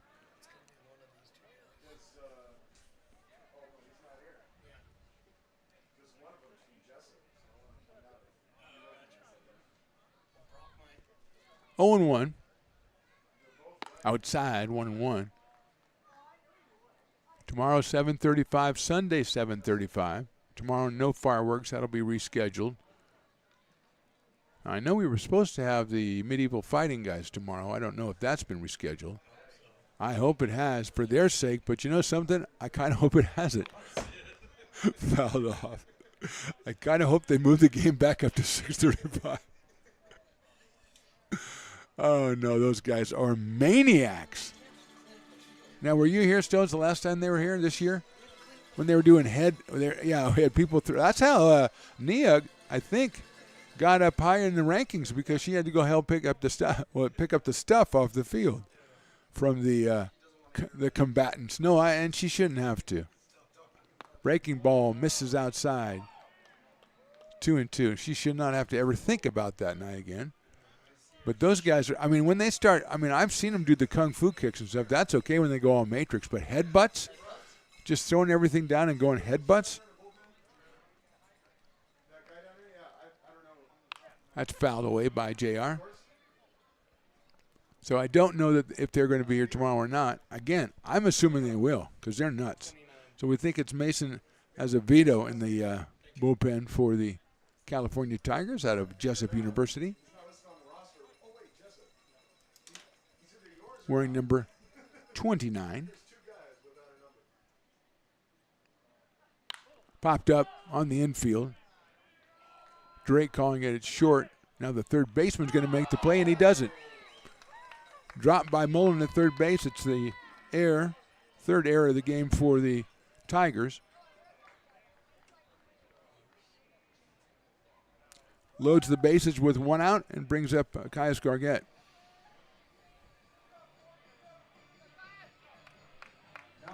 Caius has walked and grounded to second. The first out he's made as a Potter. Back in the second inning. He's got runners at first, second, and third, which is commonly referred to, Stones tells me, as the bases are loaded. As again, Javi, every time I look up, I see Javi walking around wearing that new blue hat.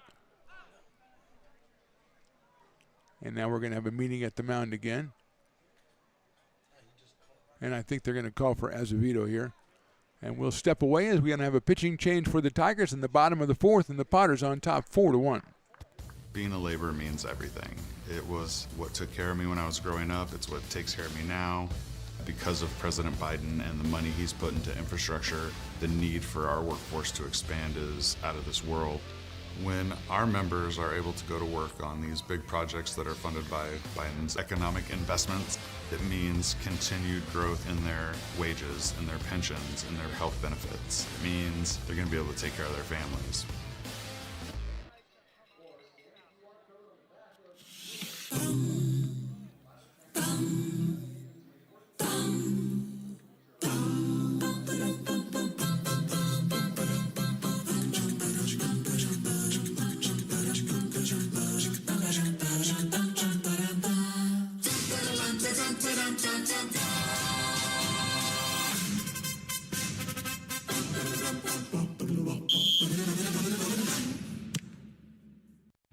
This job is the Esplanade at Turkey Creek phases 4 and 5. Our scope of work for this project is full scope, so we've got all the underground, all the joint trench, and all the topside included with it. We're putting in sewer pipe, manholes. We're not doing services yet. We go through and do all the main line, and then we come back and do all the services after that. I would say this project right here, the one we're working on, is probably about a 2-month project. It's very costly to the developer, so beating the schedule is very important, more important than most projects. It's got a lot of groundwater, so we've got an extensive groundwater pump system in place. It's just cool to be a part of the built environment and know that for the next 100 years that people are going to use and enjoy what we've created here today. Situated on the corner of Lincoln Boulevard and 5th Street, this iconic building has been the home to several hotels over the decades, the most famous and longest running of which was the Lincoln Inn. Having undergone several renovations and architectural changes, this building is the current home of Old Town Pizza, which boasts not one but 2 floors for your dining enjoyment, including open-air seating on the roof. Stop in for a slice today, or stop by the Lincoln Museum to see the 300-pound cash register that used to adorn the front desk of the Lincoln Inn.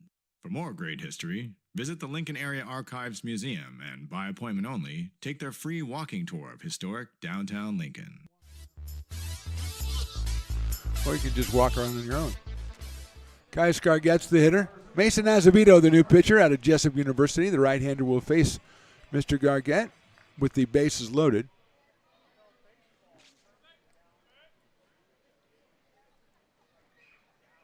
First pitch is in the dirt and it gets away. And here comes Runrin from third, and he'll be no throw. Lindbergh scores his second run of the game. Potter's now up 5-1. Everybody else moves up a step.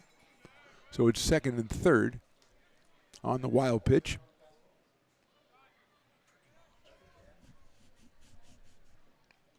One ball and no strikes on Kais. Out of Anderson, Indiana. University of Kentucky. Chops that one foul down the third baseline, so it evens it up at 1 ball and 1 strike. We're in the bottom of the 4th. Potter's now on top 5-1.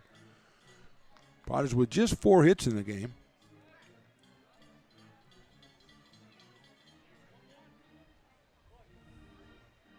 Peyton Brennan waiting on deck.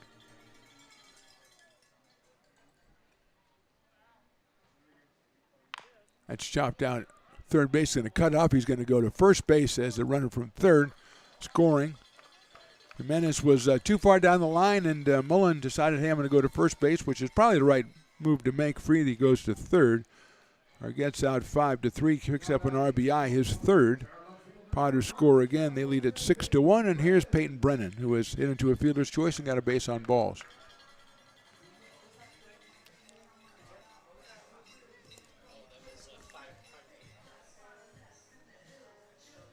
So here's Peyton.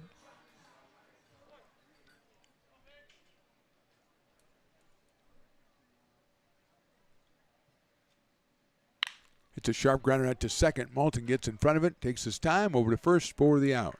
Potter scored 3 times in the 4th. We go to the 5th. They are on top 6-1.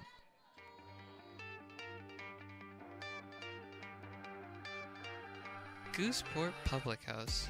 We have sports on 10 big screen TVs, 23 beer taps with classics and crafts, a full bar with creative craft mixed drinks, live music, and most importantly, great fresh food. In downtown Roseville off Vernon Street. Only 15 minutes from the ballpark. See ya at Gooseport.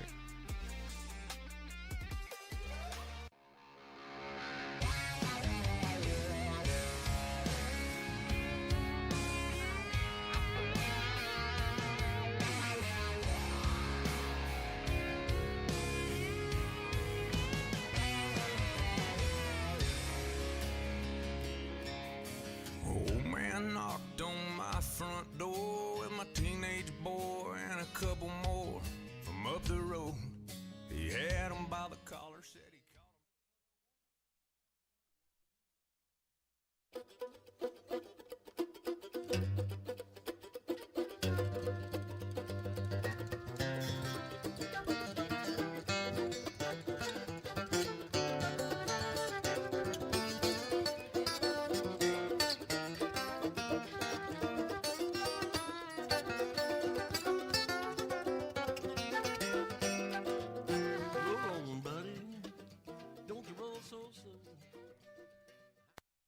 Being a laborer means everything.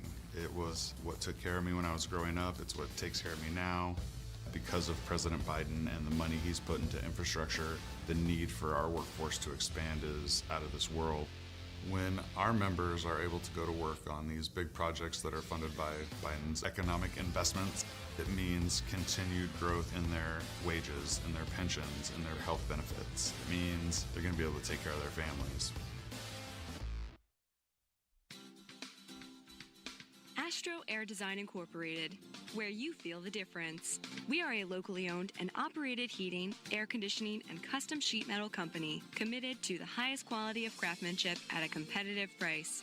Our trained and certified technicians have the knowledge and experience required to install, maintain, or repair your home comfort solutions. Our upfront pricing gives you the peace of mind because you know your price is locked in. Call Astro Air Design Incorporated today. Top of the fifth inning, we have the Farmers' fifth inning, which means if the first batter, who is Tyler Christie, makes an out, then it's half off of Farmers Brewing Company products for the entire inning, and that's important. But also important is Parker Warner has taken over on the mound. He has made one appearance this year, 1 inning, 1 hit, 1 strikeout, no runs allowed. So Parker, out of Livermore, California, headed to Stanford University, will have the added burden of having the first batter in the fifth inning and all of that raising on his shoulders. His first pitch is down low. 1 ball and no strikes. Critical batter here for the beer purists out there who are looking for a deal. That one is a ball also, 2-0.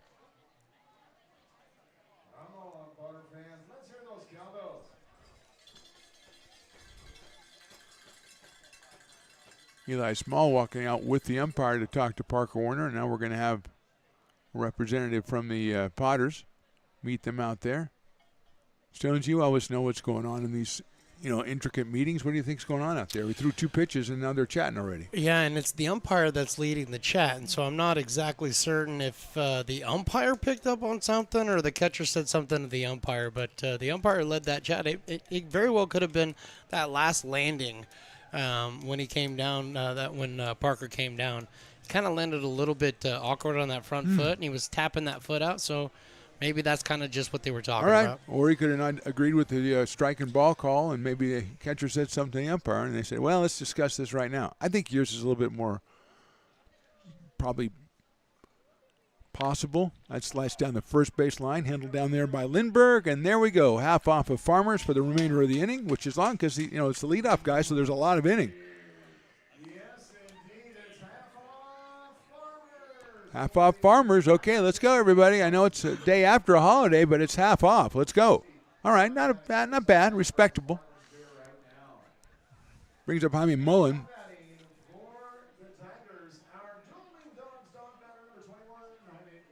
So Mullen is a dueling dogs batter, so if he strikes out, there's going to be all kinds of craziness going on. That is a ball down low. Because we've already got half off of Farmers, half off of dueling dogs if he strikes out. So that would be 2 batters and 2 deals. So the bargain hunters and beer lovers amongst you doing pretty well. That's in the dirt, 2-0. Christian Smith to follow, batting in the number 9 spot.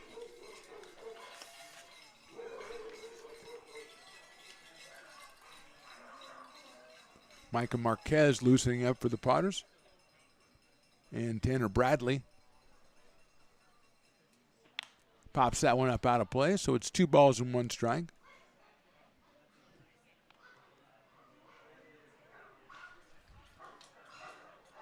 Two balls and 1 strike, and Willie's getting real aggressive with the dog barkings.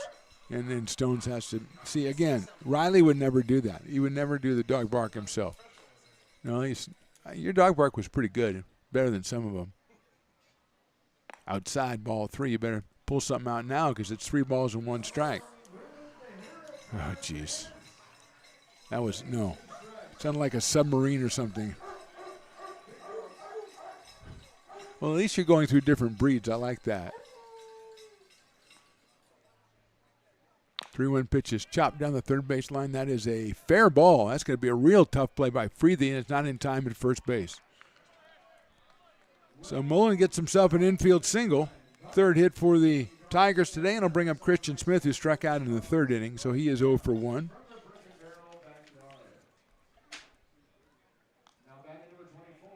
Christian is out of San Francisco State University, the Gators. He's up here with Mullen at first base and 1 out. Joe McGee on deck, the top of the order.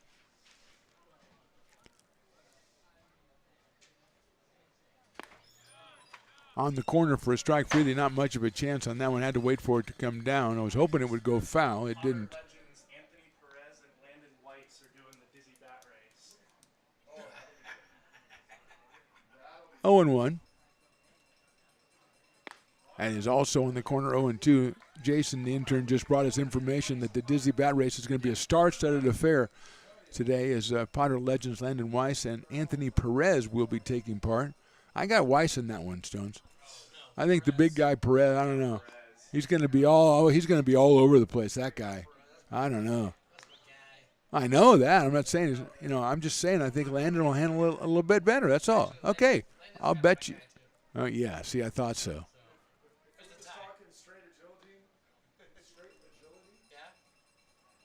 Outside for a ball.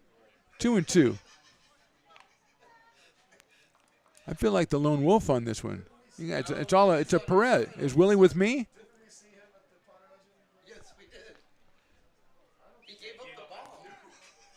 Yeah, Anthony Perez gave up. A guy went yard on him. Swing and a miss, and Smith is out on strikes. First strikeout for Warner, 5th for Potter's pitchers. And with 2 outs, that'll bring up Joe McGee, who has flied to center and struck out. So Joe is 0 for 2 out of St. Mary's College, playing center field for the Tigers. He's got Mullen over at first base.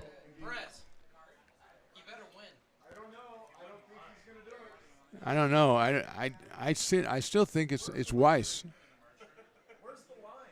That would be clutch.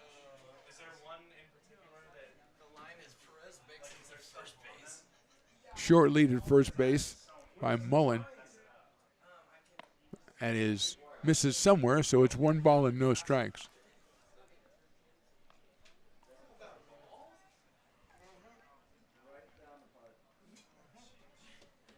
So Perez and Weiss getting ready for the bat spinning. That is outside, which they keep moving up earlier and earlier in the game. I think it was the end of the 6th before, and that's middle of 6th, and then it gets to the end of the 5th, and I don't know where it is now. I think it's the middle of the 5th. I think we've already had it. I think that's, yeah.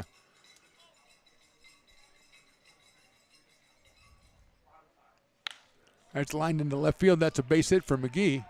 Brennan will handle it. Stopping at second is Mullen. 2 hits in the inning for the Tigers. And that'll bring up Dylan Drake. Somebody slammed the door and knocked down our party favor, autograph party favor. All we're asking is $5.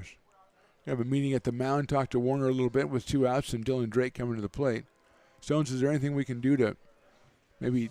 Well, I think we already got pump up the jam on that? Yeah, I think we got the first bid. The first bid came in from Brock Raggets a few minutes ago. Yeah, what did you say? $5. $5? Okay, so great. Starting bid right now is $5. $5. So if anybody's got 505, take it from Brock. Yeah, Brock's going D2 now and with Jessup, and he needs to save his money. So let's outbid him. Yeah. Again. It's unused party favor from just Pepper's go birthday. ahead, make your bid, and then come on in whenever your next game. Yeah, come on up, and we'll have it here for you. Yes, and I'll let Phenom. I'll have Phenom put it on to show you how you wear it. I will definitely put it on to show you how you wear it. It's hit sharply into the hole. That's a base hit. Brennan's going to come up throwing. A runner falls down at third base, and the throw cut up by Freely. Mullen was round, and he was ready to get going, but then he fell down. 3 hits in a row, or 3 hits out of 4, and the bases are loaded. 2 outs in the inning. Charlie Malton, the hitter, grounded to second and walked, did Charlie, out of Diablo Valley College, and he's up here with a chance to do some damage. His team down by 5 in the top of the 5th.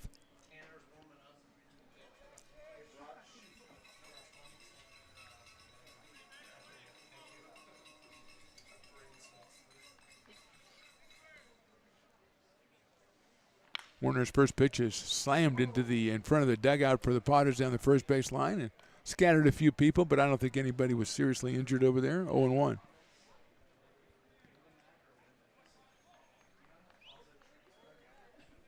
Mullen at third, McGee at second, Drake at first. 3 hits in the inning, 5 in the game for the Tigers.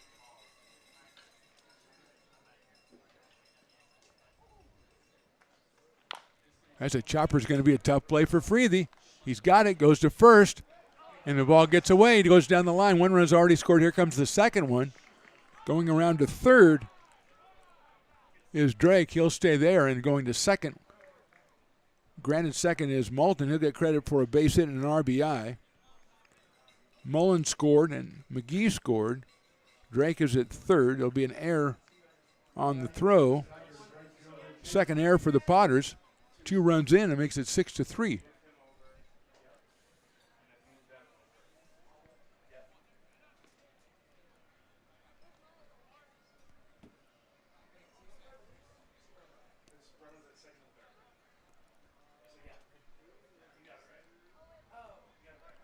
Here's Chase Christensen, who has singled and flied to right.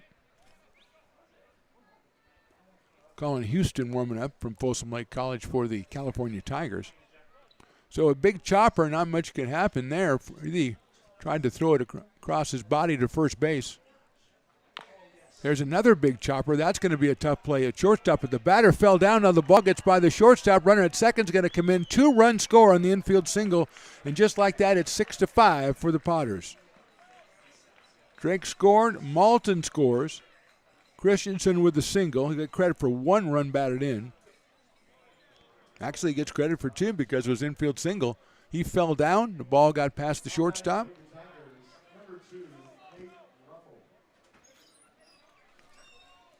So now 6-5, and here's Leffel.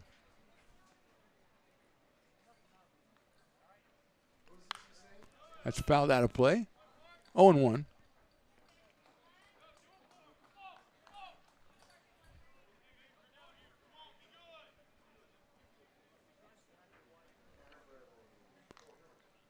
Now on Nate Leffel from Los Medanos College. Nate has got a walk, and he's grounded to second. The big chopper, really the friend of the Tigers in this one. There's one right back to the mound. Warner's going to underhand it to first, and that's the inning. 4 runs in the frame for the Tigers. We go to the bottom of the 5th. It's a lot tighter at 6-5.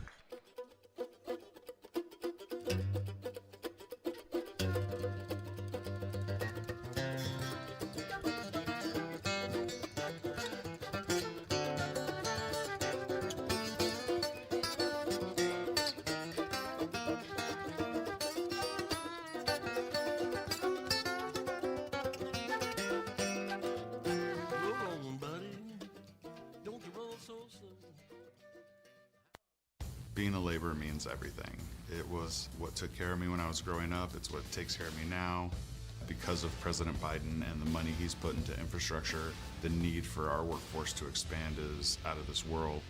When our members are able to go to work on these big projects that are funded by Biden's economic investments, it means continued growth in their wages, in their pensions, in their health benefits. It means they're going to be able to take care of their families.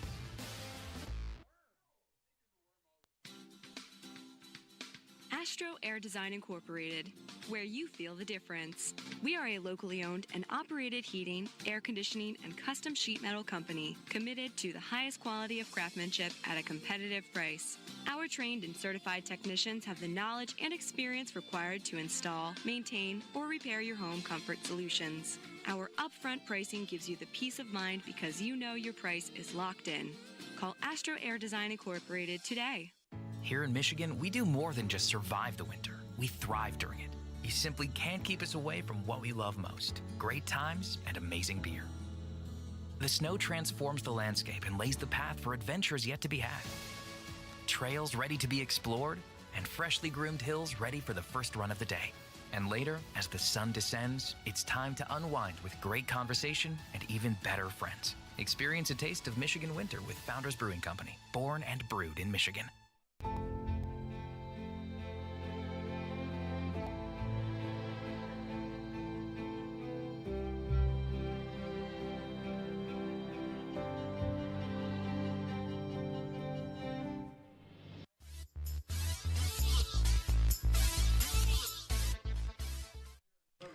Bottom of the 5th, Potters leading this one 6-5. Colin Houston, the right-hander from Folsom Lake College, has come in for the Tigers. They had Crowley, Azevedo, and now Colin Houston.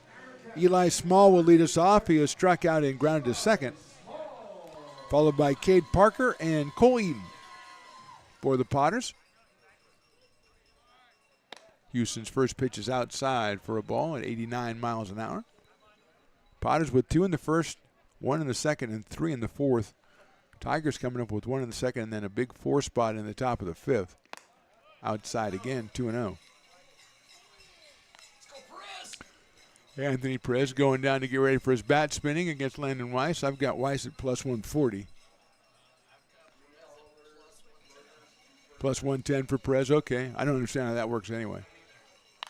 Fouled away by Eli, 2-1.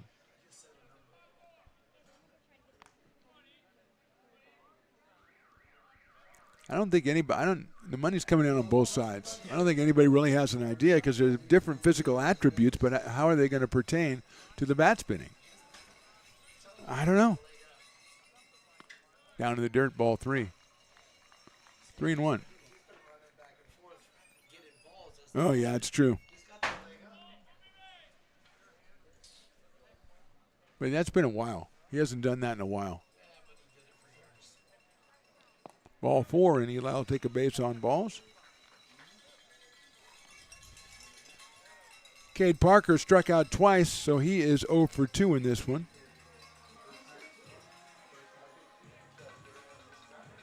Fifth walk given up by Tigers pitchers. Again, their first game of the season, so some of them haven't played in a while.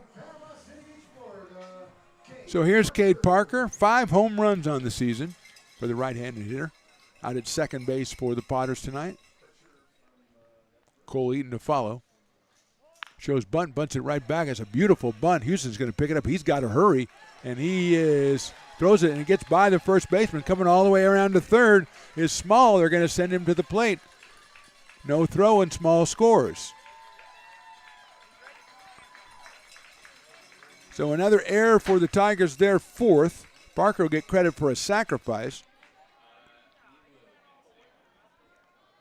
Might even change that to a base hit. I think he would have beat that one out.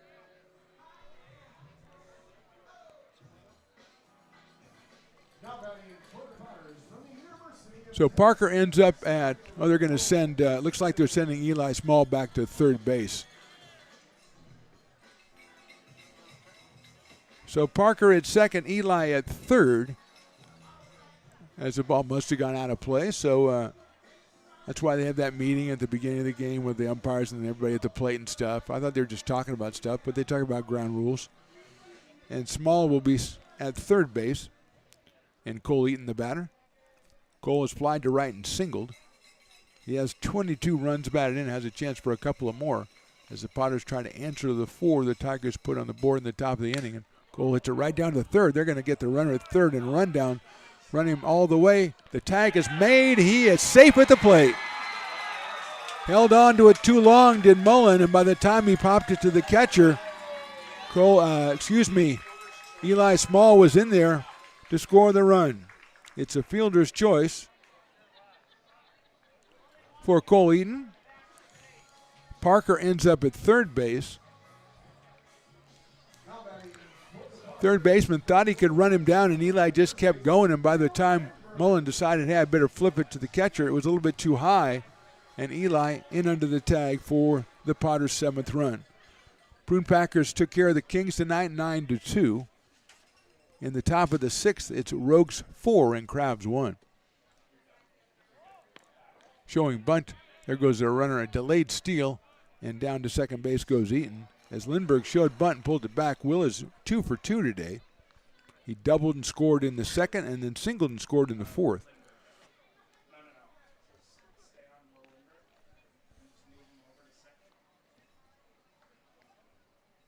Nobody out here in the inning. Lindbergh takes a high fastball. 88 from Houston.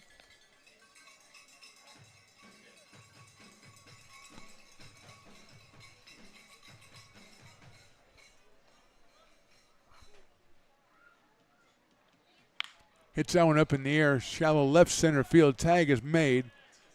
It'll be the left fielder with a catch, but he was going away from the plate, so the throw is going to come into second base. It's a sacrifice fly for Lindbergh. The second run scores of the inning. The Potters now lead at 8-5.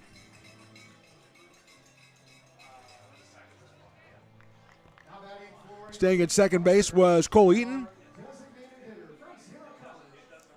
Here's Zach Chamiso. Looked like McGee came over, had a good angle at that one, but Smith came in from left field and caught it going away from home plate. Parker tagged and scored. Eaton at second with one out now, and Chamiso the hitter. Zach takes inside, gets away a little bit from Kersey, but he picks it up before the runner can advance. Chamiso a fly to left and a ground ball to second base, so he is 0 for 2 in this one. Came in at 300 with 3 runs batted in for the product of Lincoln High School and Sierra College.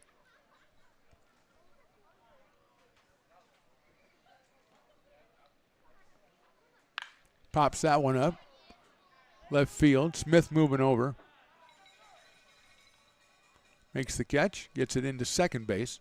So Chamiso flies to left, but nobody at third for him to pick up a sacrifice fly. 2 outs in the inning, and Jax Jimenez will be the hitter. Jax grounded to first base and walked in this one, so he is 0 for 1, has scored a run. Product of Whitney High School, headed to the University of Oregon.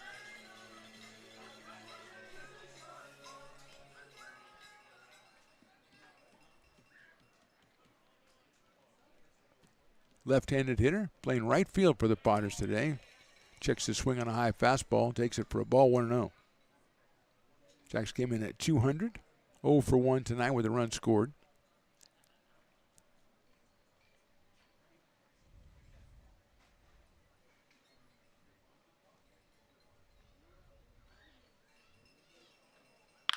Hit sharply out towards second. Malton has it to first for the out. Potters scored 2 in the 5th. We go to the top of the 6th inning. It's Potters 8 and Tigers 5. When it comes to your home's maintenance and repairs, Jeffers Resource Group has you covered.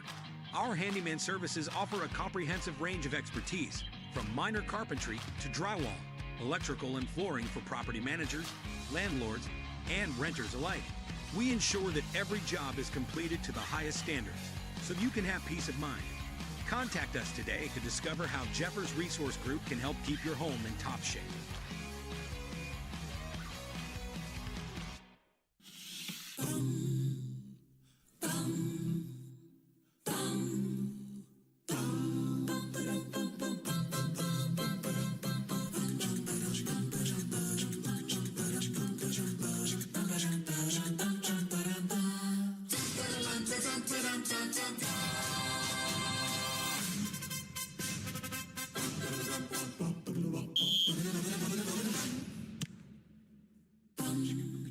Hey, Potters fans, want to keep restoring and renovating historic McBean Stadium? Now you can become a member of Friends of McBean. Annual membership start at $50. Get a 4th of July Potters t-shirt and 4 Potters tickets. Become a member now at friendsofmcbean.org. Hi, Bill Evans, President of Placer County Association of Realtors. We're in the store, our conference facilities, an amazing team help us keep together an amazing organization. And we thank them all. This organization can't do what it does and can't run the way it runs without the help of so many members volunteering their time.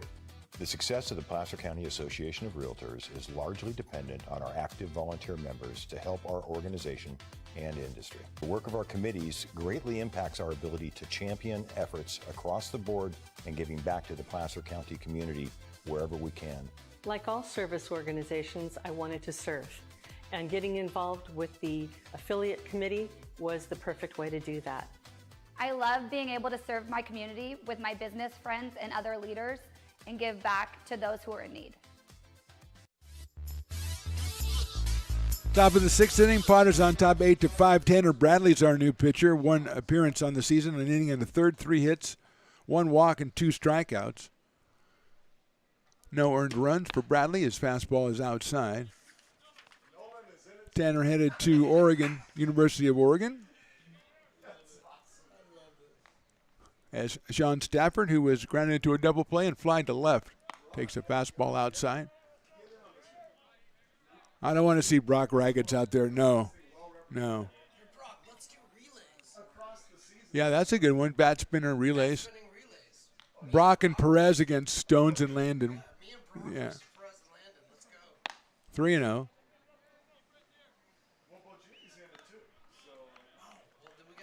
So we got another legend coming in, Nolan Bulgini, the pitcher from the first season of the Potters, which I think was 2017. Tremendous. Ball 4, I think. Stafford going down to first base. Tyler Kersey will be the hitter, an infield single in the second, and they grounded to first in the fifth. Tyler from Sierra College. Top of the sixth here from McBean Stadium. First of 3 between these two teams. 7:35 tomorrow, 7:35 on Sunday. No fireworks tomorrow, but again, jury's still out on the Mortal Kombat dudes, or whatever, Armored Combat dudes, armored fighting, whatever they are. Mortal Kombat would be good too. They do a little bit of that too.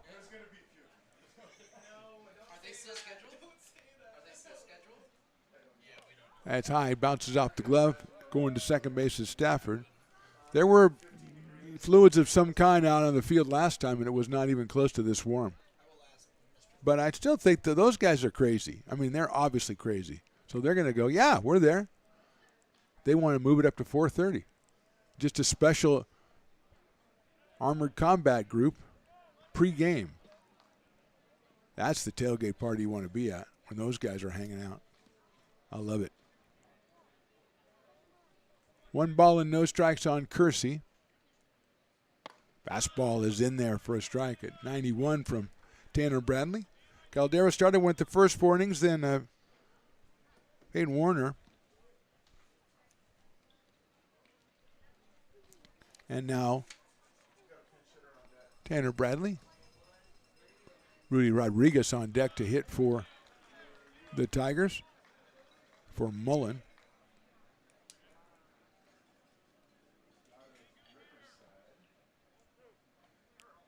I don't think it's a situation where the guy said, I want Rudy to bat for me. I don't think it's that kind of situation. I think Rudy's just on the team. He's not starting today, but he's a good player. Chopped foul down the third base line. I think it's foul. Yes, it is. The big chopper has been a big weapon today for the Tigers. But this one goes foul, so Kersey with a 1 ball, 2 strike count. Somebody just visited me, Ranchito, comes back, and people will come back to their seats when they visit Hobby or when they visit Bill over at Fat Cat. They always have the best look on their face, like, I am looking forward to it. I anticipating this when I get back to my seat. They come from that way. Hopefully they come get the other way, get a beer, some kind of beverage. If they don't want a beer, that's fine. It does set off the... Oh, Stones, why did you have to go and talk to Matt? They're going to reschedule the combat guys. Man.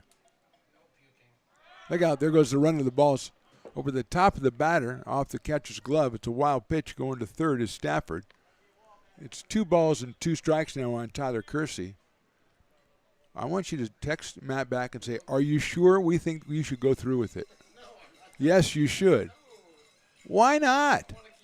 Don's down there. He's hot. He's sweaty. He's still here. Oh, I could probably do that. 2-2 pitch. Over the top of the batter again, 3-2. 90 miles an hour over the top of your head. Tyler Kersey not real comfortable up at the plate right now. So Caldera was first, then Parker Warner, and now Tanner Bradley. That Gabe Maya out there loosening up for the Potters, the left-hander. Ball 4. So a couple of walks, and it's first and third, nobody out. And we're going to have a meeting at the mound here after 2 batters, and we may get it's a little early. Gabe looked like he's coming in already. So we're going to get a pitching change. We'll step away for just a second. Top of the 6th, Potters up by 3.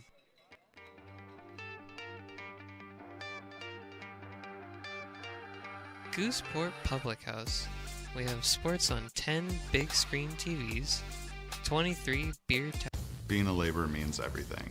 It was what took care of me when I was growing up. It's what takes care of me now.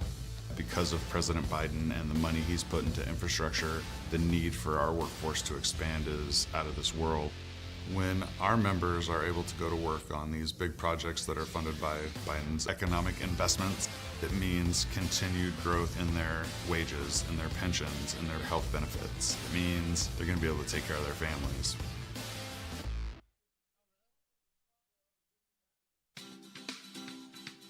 Astro Air Design Incorporated, where you feel the difference. We are a locally owned and operated heating, air conditioning, and custom sheet metal company committed to the highest quality of craftsmanship at a competitive price. Our trained and certified technicians have the knowledge and experience required to install, maintain, or repair your home comfort solutions. Our upfront pricing gives you the peace of mind because you know your price is locked in. Call Astro Air Design Incorporated today.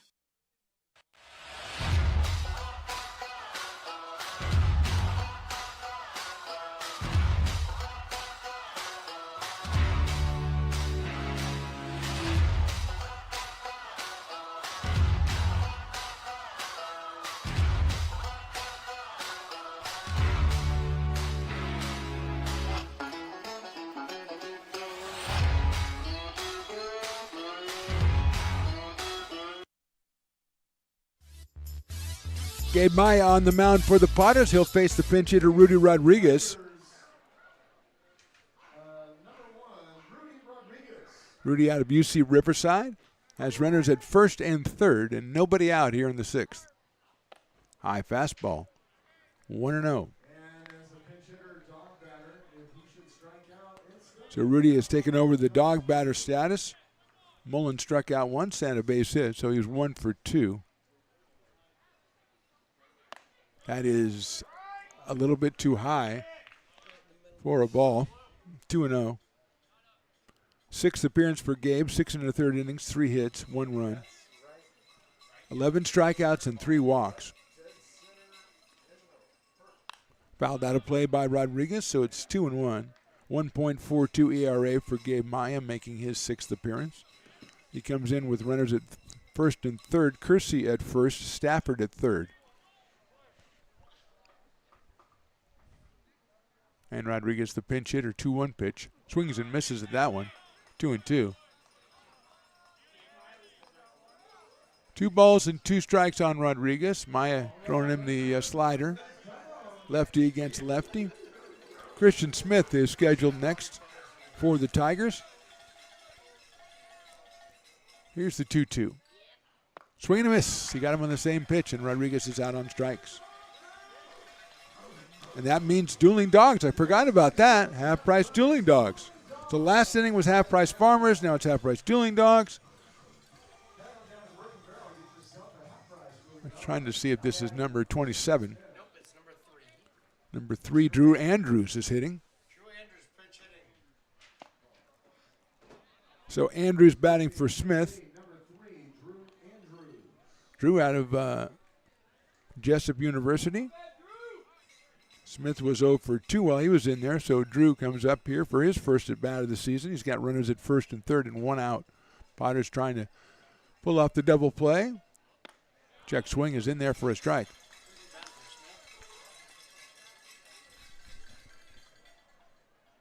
So Rodriguez for Mullen and then Andrews for Smith at the bottom of the order for the Tigers. Breaking ball spanked at second base. Caught out there by Parker.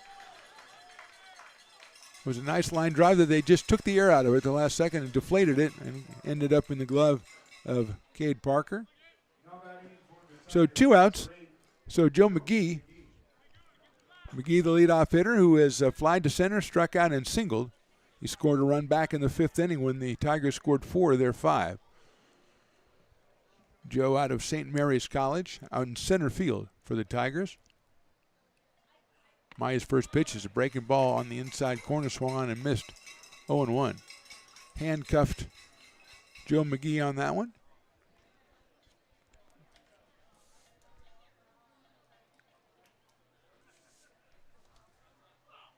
Outside for a ball. 7 hits in the game for the Tigers.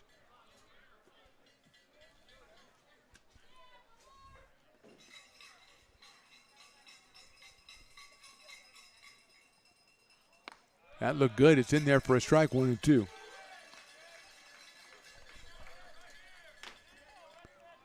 1 ball, 2 strikes, 2 outs now here in the 6th. Runners going. The pitch is called. Strike 3. Gabe Maya comes in and puts out the fire. 2 strikeouts and a pop out. No runs, 2 left in the 6th for the Tigers. We go to the bottom of the 6th. Potter's up 8-5, and Stones McCoy makes the call. Says, we're not leaving. No. We've got ourselves a spinning bat race that we are needing to cover. Get the cameras ready, Yes. Stones. Yep, we're on And it. We are identifying the participants, I think, first. We know Landon Weiss, and Anthony Perez. And I think Nolan, was it Guglino? Yeah, I don't know Nolan from the first year. We weren't here the We first weren't year. here yet, but yes, it is. So- It is representatives of the 2000s, the teens. All right, so we got. Oh, We they're got going to 'em move all. them back a little bit too. Yeah. I see. I like You know, that. We got legitimate ball players here. So set him up. Is that Weiss, Perez? We got Weiss on the left side, Okay. Perez right in the middle, and Okay. Nolan is there on the right All right, side. very good. And they're going to spin 7 times around. They're supposed to. And then Come try on. to get it to Piper, who's the finish line. Yes. I had Weiss, but now they threw in a third guy. I'm going to stick with Weiss. Okay, go ahead. What are you doing? Perez is winning this. You Watch got this. Perez. Okay. Watch. Here we go. Look at see, him. So Look Weiss at Weiss. is not even Look at on the he's- ground. But That's look at him illegal. spin. Look It's at him illegal. spin. What he did Yes, was illegal. I just won And $1 million. Perez almost ate the fish. And Nolan has said, I was on the first year. Come on, wait for me. So I Yeah. believe Perez Yeah. wins this. I don't know. We're going to get a problem. We're going to have to replay that We're because gonna you're have right. to. Weiss did not have the bat on the ground, and that Never is on an the ground. important component. Yes. Again, It's part he of the won rules. it easily, and that's what I said was going to happen. So, I mean, that's got to count. You want to take a quick break and come right back and Yeah, reset let's- everything? let's up? do that. How about we do that? All We'll right. be right back.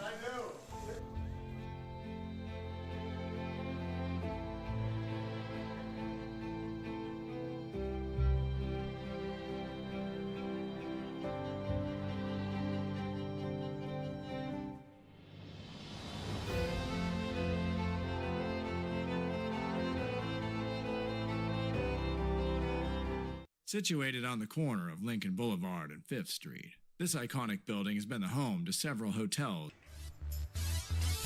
We are back for the bottom of the 6th inning. Top of the order, J.R. Freethy.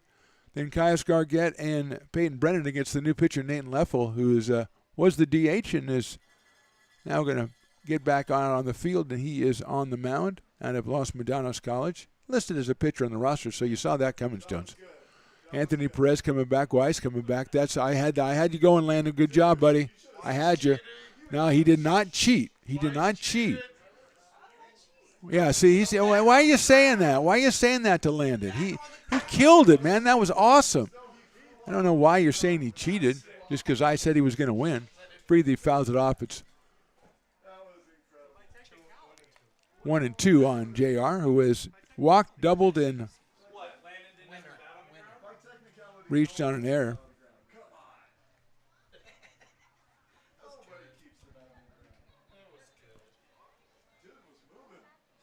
Freethy takes inside for a ball.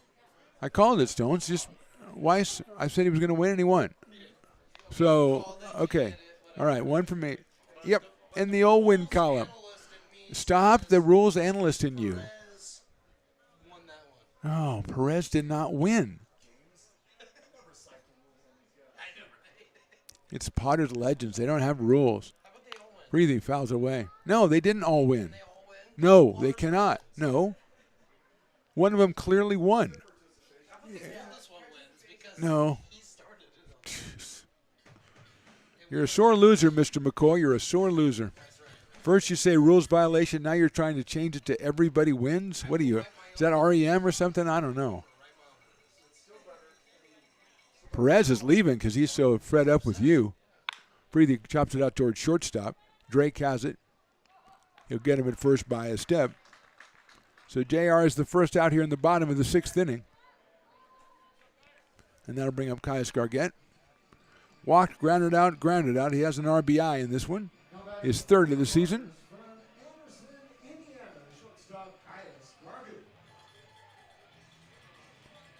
Left-handed hitter steps in out of Anderson, Indiana.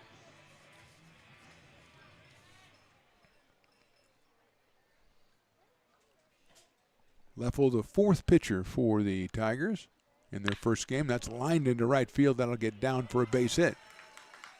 So Caius has his 3rd hit as a Potter. First hit of this game. Actually, that's only the 6th hit for the Potters. And Peyton Brennan will come to the plate.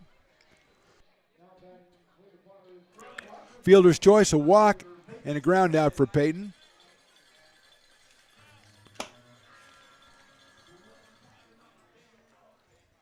Who was 1 for 1 with a home run, 3 runs batted in, and 3 walks last night.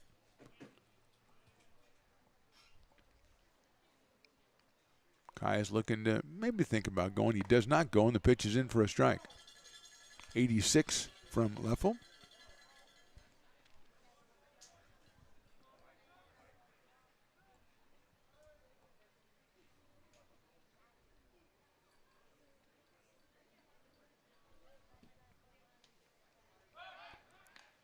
Throw over to first base and back in quite safely is Argett.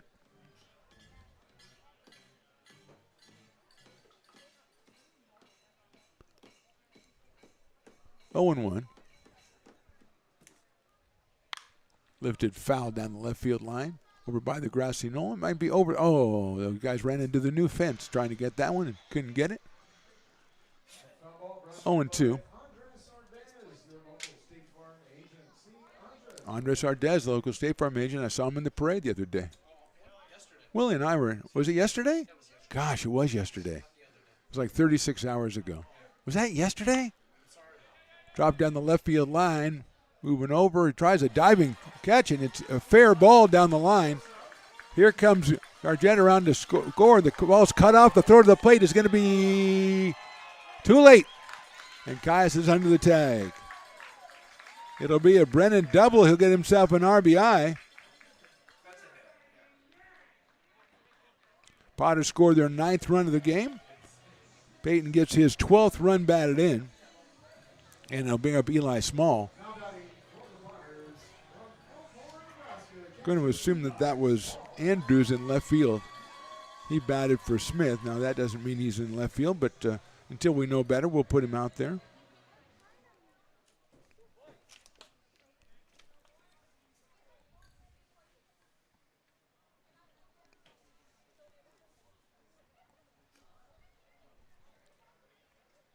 Eli Small takes it and it goes under the catcher's glove, back to the backstop. Going to third is Peyton Brennan. That's going to be a pass ball. It's 1 ball and no strikes. So trying to, so it is Andrews in left field.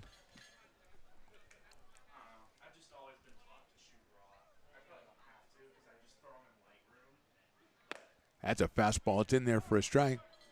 Eli has struck out, grounded to second, and walked.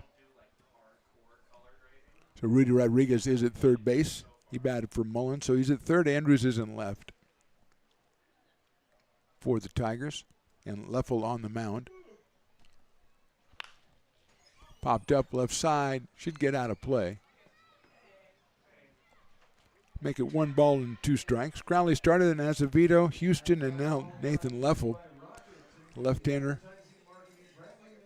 Right-hander out of Los Medanos. Bats left, throws right. Small followed by Parker. 4 and 5 spots in the Potters order here. They've scored 1 time here in the inning. Hit sharply out to second base. That'll score a run. Throw to first.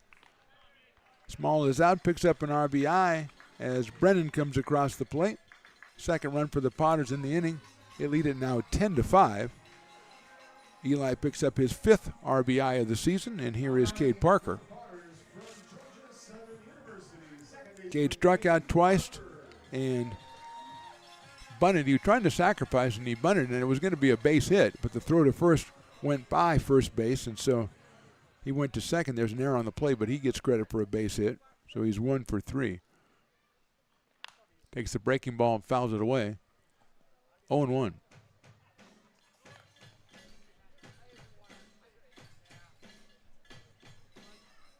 Cade out of Panama City Beach, Florida, and Georgia Southern University.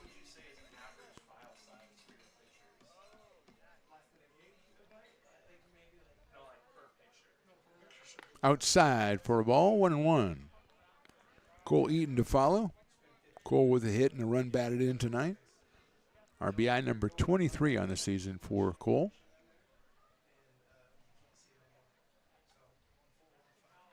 Outside again. Parker thought about going after it, held up. 2-1.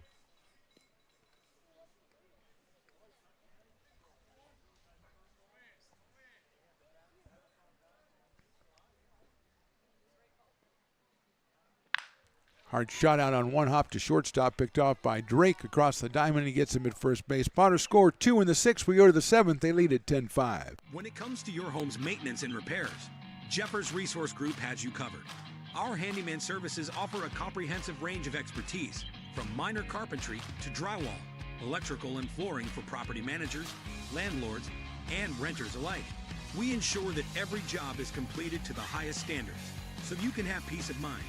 Contact us today to discover how Jeffers Resource Group can help keep your home in top shape.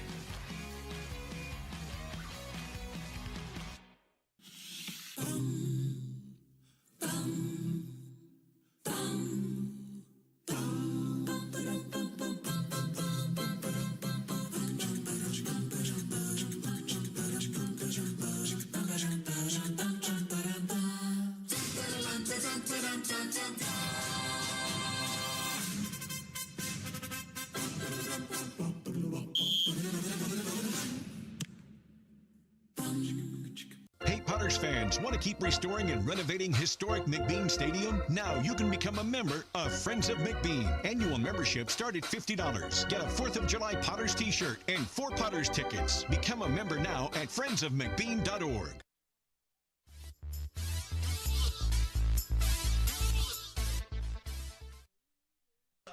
Gabe Maya out to take on his second inning work. Came out in the 6th inning and shut it down after 2 walks given up by Bradley. Maya got a strikeout, a pop-up, and another strikeout. He'll face Dylan Drake, Charlie Malton, and Chase Christensen here in the top of the 7th. As Sweet Caroline, the sweet strains of Sweet Caroline. Stones wants to sing along, as always. I still say another Neil Diamond song would be just as good. In there for a strike, 0-1. Maybe Coming to America Today. Yes, it is a good song. Forever in Blue Jeans. Scott Hamilton. That's in there for a strike again, 0-2. Oh, Scott Templeton? Yeah, Scott Hamilton's a figure skater, but that's okay. No, that's cool. There's a little slow grounder out towards second. Parker going to have to hurry. He gets it to first. Did he stay on the bag? Yes, he did. Good play by Will Lindbergh over at first base to get Drake for the first out in the 7th, and that will bring up Charlie Malton, who has walked, singled, and grounded to second. Picked up an RBI back in the 5th inning on a big chopper.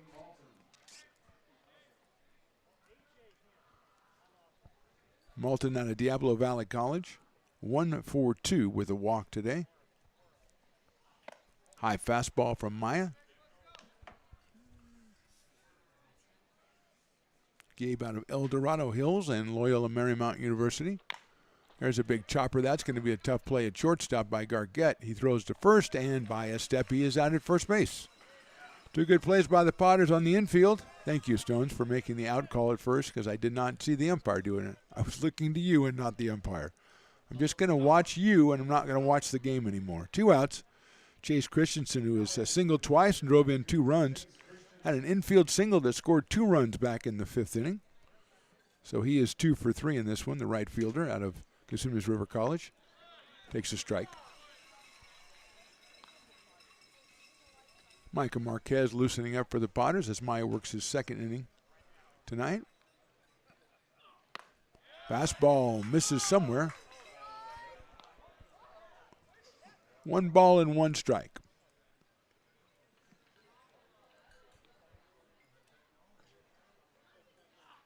Breaking ball is fouled off. 1-2. Quickly on Christensen when Nate Leffel, formerly the DH, now the pitcher, on deck. 2 teams play again tomorrow. It's a 7:35 first pitch. No armored combat. No fireworks. But it'll still be fun. I'll be here.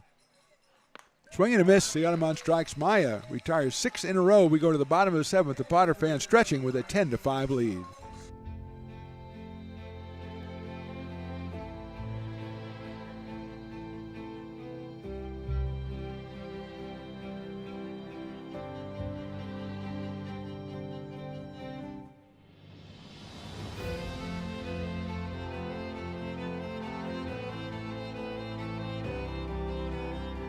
Situated on the corner of Lincoln Boulevard and 5th Street, this iconic building has been the home to several hotels over the decades, the most famous and longest running of which was the Lincoln Inn.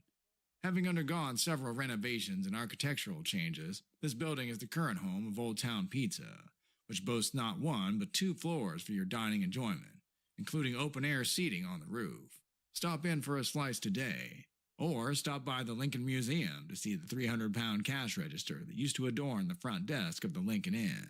For more great history, visit the Lincoln Area Archives Museum and, by appointment only, take their free walking tour of historic downtown Lincoln. Bottom of the 7th inning, Potters on top 10-5. Nathan Leffel back out on the mound for the California Tigers. He'll face Cole Eaton, Will Lindbergh, and Zach Chamiso. 6, 7, and 8 for the Potters. Potters with 2 in the first, 1 in the second, 3 in the fourth, 2 in the fifth, and 2 in the sixth. They've got 10 runs on just 7 hits. 4 errors for the Tigers have hurt their cause, and half dozen base on balls as well.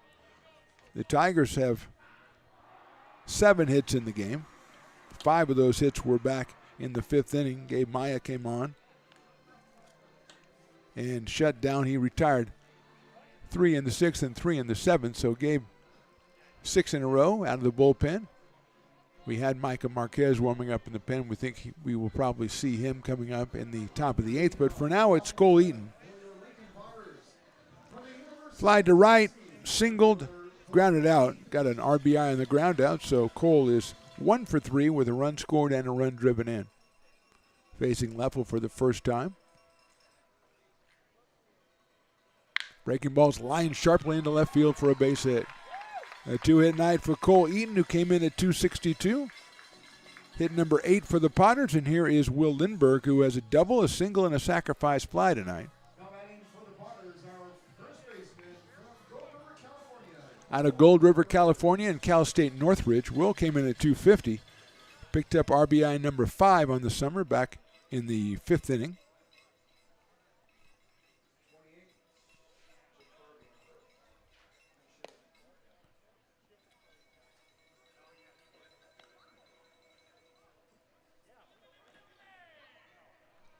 One ball and no strikes. Jake Harvey moves into the on-deck circle to bat for Zach Chamiso in the DH spot.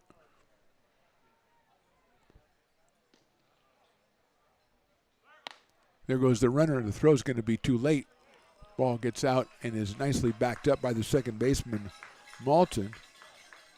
Eaton with the stolen base. Cole known to do that. That one he kind of delayed for a second. The ball was called a strike, I believe, so it should be 1 ball and 1 strike on Will Lindbergh. So Will, another potential RBI out there for Will. He's already got 1 tonight. He has scored 2 runs.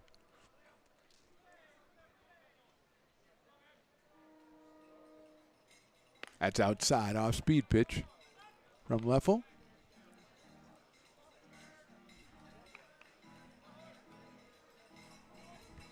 Both bullpens with some activity as we go here in the bottom of the 7th inning. First of 3 between these two teams. And they'll meet again on Sunday, July 21st. Chopper out towards second base, handled by Malton. Takes his time to first base, gets Will by a step. Moving to third is Cole Eaton. So a productive out by Lindbergh. And here's Jake Harvey.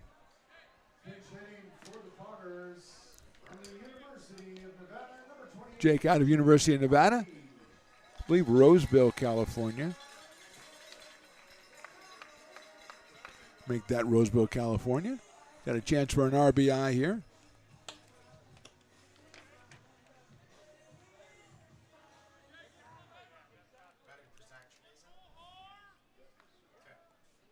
Picked up an RBI with a sacrifice fly last night. Takes a breaking ball in there for a strike.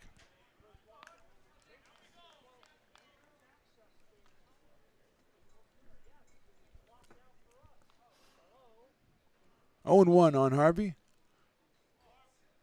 Jax Jimenez on deck, the number 9 hitter for the Potters. Chamiso 0 for 3 while he was in there. A couple of flyouts to left and a ground out to second. Fastball on the inside corner for a strike, 0-2.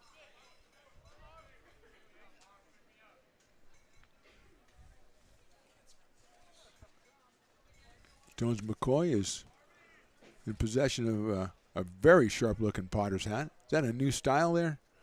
Nice. I love the lettering, the stitching on that. Breaking ball's hit high in the air and hit well to left field. Moving back is Andrews. He'll make the catch in deep left field. It's an easy sacrifice fly, and Harvey has his second in 2 nights, another RBI, and the Potters need it 11-5. As scoring from third is Cole Eaton.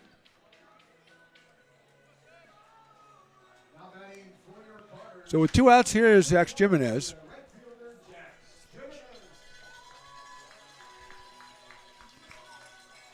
So Jax comes up here with 2 outs in the 7th. It's an 11-5 score as Harvey delivers the sacrifice fly. A little bit more gumption on that thing. That could have got out of here. I think Jake has it in him.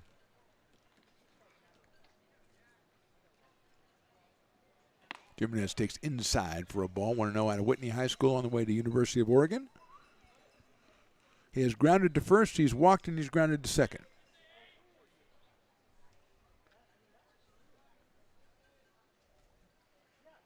Hits that one high up in the air toward right field. Christensen coming in. And he makes the catch. The Potters score once in the 7th. We go to the 8th. They're on top, 11-5. Hi, Bill Evans, President of Placer County Association of Realtors. We're in the store, our conference facilities, an amazing team help us keep together an amazing organization. And we thank them all. This organization can't do what it does and can't run the way it runs without the help of so many members volunteering their time. The success of the Placer County Association of Realtors is largely dependent on our active volunteer members to help our organization and industry. The work of our committees greatly impacts our ability to champion efforts across the board and giving back to the Placer County community wherever we can. Like all service organizations, I wanted to serve. And getting involved with the affiliate committee was the perfect way to do that. I love being able to serve my community with my business friends and other leaders and give back to those who are in need. The thing I love about the PCAR committees is they all work toward the same goal of bringing the community together to support those in need in our surrounding area. I instantly came to the meeting and had a wonderful time, felt like I was a part of something bigger, and it was just the start of my leadership journey. American River College is a top-tier community college sports program that provides student athletes with the opportunity to thrive both athletically and academically. ARC Athletics is currently ranked 5th in the state and 2nd in Northern California. With over 19 sports programs, our athletes compete with the region's best athletes. Our diverse and dedicated coaching staff helps athletes develop the skills necessary to compete at the next level. Start your community college athletics journey with us. American River College, Sacramento's best athletic program. Go Beavers. Astro Air Design Incorporated, where you feel the difference. We are a locally owned and operated heating, air conditioning, and custom sheet metal company committed to the highest quality of craftsmanship at a competitive price. Our trained and certified technicians have the knowledge and experience required to install, maintain, or repair your home comfort solutions. Our upfront pricing gives you the peace of mind because you know your price is locked in. Call Astro Air Design Incorporated today. Micah Marquez on the mound for the Potters. The 5th Potters pitcher, Caldera, Warner, Bradley, Maya, and Marquez gave 2 innings pitch. He faced 6 batters, retired them all with 2 strikeouts. Marquez out of St. Helena, California, is facing Nate Leffel, the pitcher, then Sean Stafford and Tyler Kersey. So pitcher, first base, catcher for Marquez. Outside for a ball. 1 ball, 1 strike.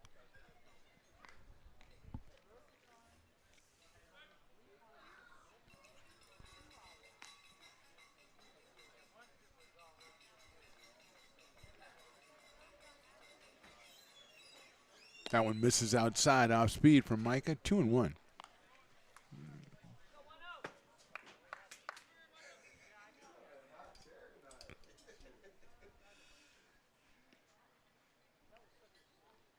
Two-1 pitch is sliced foul down the left field line, so we go 2 balls and 2 strikes.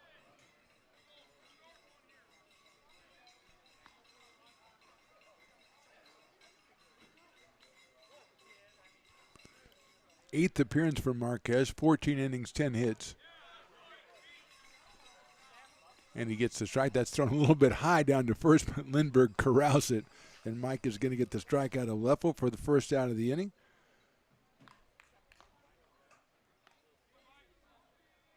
Six strikeouts and 4 walks for Micah. Left-handed pinch hitter number 33 that we don't have. We're going to check all of our sources and find out who the pinch hitter is for Sean Stafford.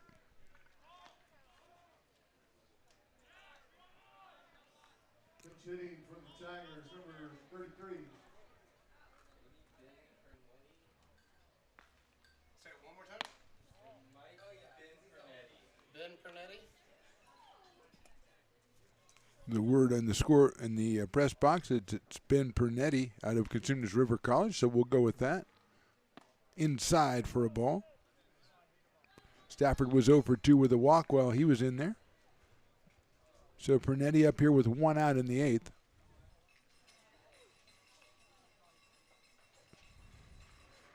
Hit sharply right back up the mound, and Marquez with a fine play. He throws over to first base for the out. Fielding his position perfectly. Micah Marquez gets the assist. 2 outs here in the 8th, and that'll bring up Tyler Kersey. Single, a walk, and a ground out for Tyler. Sean McGinty is going to bat for Tyler. So McGinty will bat for Kersey here in the 8th.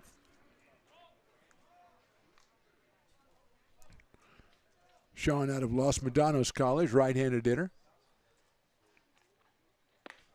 Did he go around? Yes, he did. 0-1.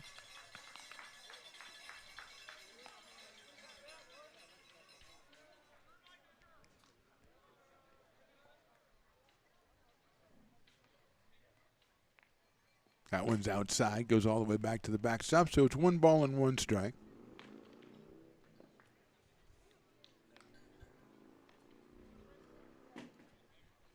Two outs here in the top of the 8th. Potter's on top 11-5. Swinging a foul off. 1-2.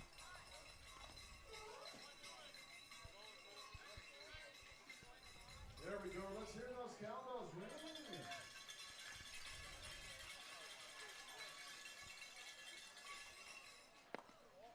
ringing. Inside for a ball, evens it up at 2-2.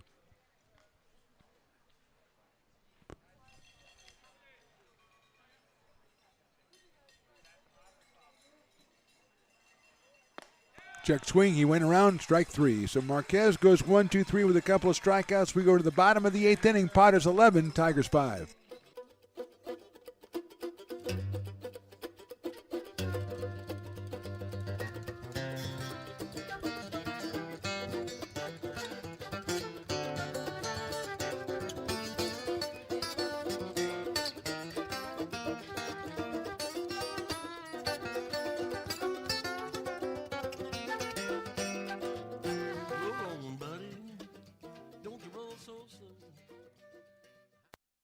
Being a laborer means everything. It was what took care of me when I was growing up. It's what takes care of me now. Because of President Biden and the money he's put into infrastructure, the need for our workforce to expand is out of this world. When our members are able to go to work on these big projects that are funded by Biden's economic investments, it means continued growth in their wages, in their pensions, in their health benefits. It means they're going to be able to take care of their families.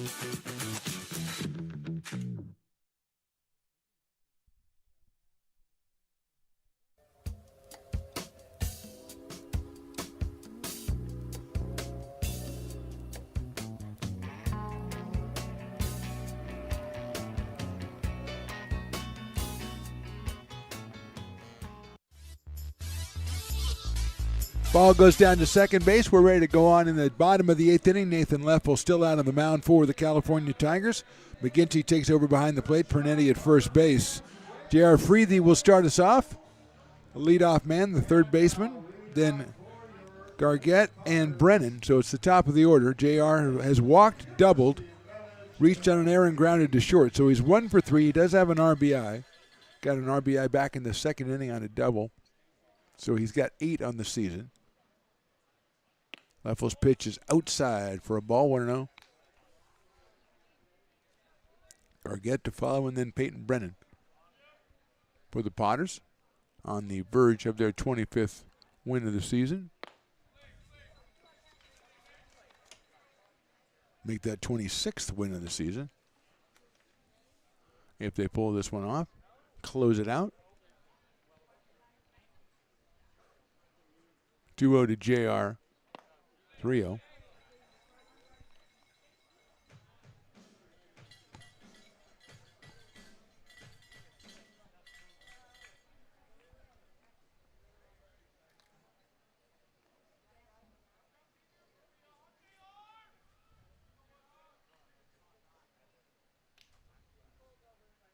That one is in there for a called strike. 3-1 on J.R. Freethy out of Rockland, California.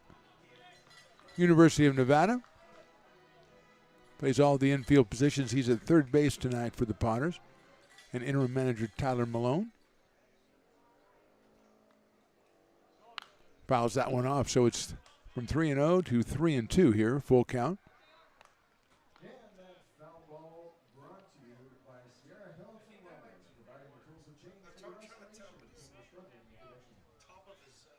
Activity in the Potters' pen. Nobody throwing for the Tigers. This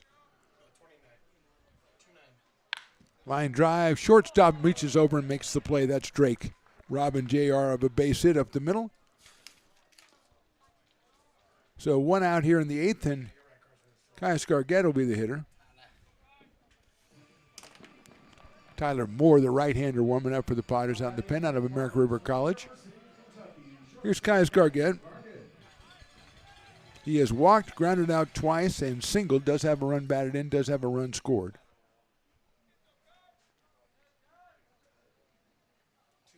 Takes that one outside. 1-0. Peyton Brennan on deck. Caius at shortstop for the Potters. Swings and misses. 1-1. That one 85 from Leffel.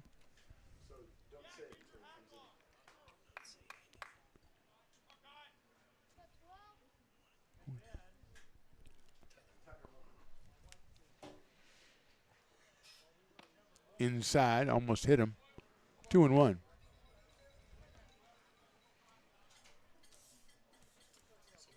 One out, bottom of the 8th.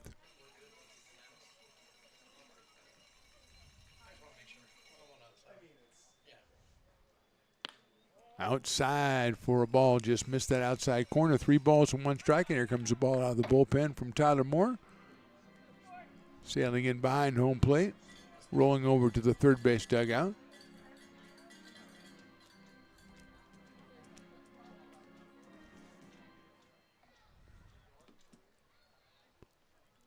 Finally get that one back out to him as we go 3 balls and 1 strike.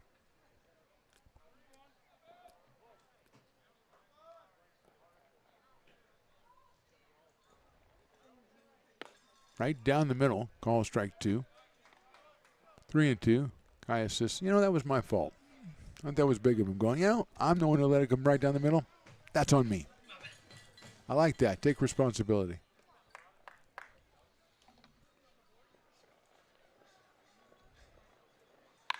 Hit sharply down the third baseline. That's a fair ball inside the bag. Rounding first is Gargett. Nice play out there by Andrews to get to it very quickly. Get it into the infield, but Caius has his second hit of the game. A single down the left field line. That is 9 hits for the Potters, and Peyton Brennan, who had a RBI double his last time up, has also walked, hit it to a fielder's choice, and grounded to second. So Brennan picked up RBI number 12 with a double in the 6th. Came in at 400.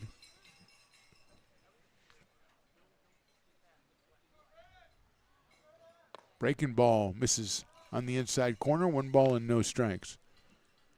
Eli Small in the on-deck circle. 4 straight left-handed hitters at the top of the order for the Potters.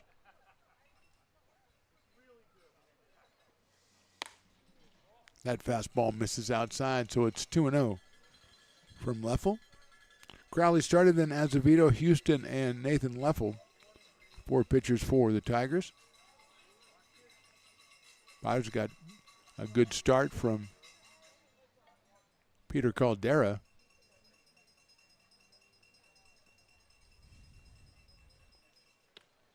Outside for a ball. Caldera went 4 innings, gave up just 2 hits and a run, and struck out 4.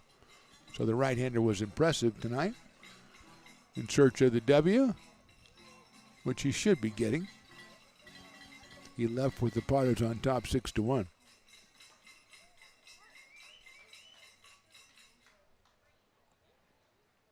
Inside for a ball, and Peyton's going to take 4 pitches and go down to first base.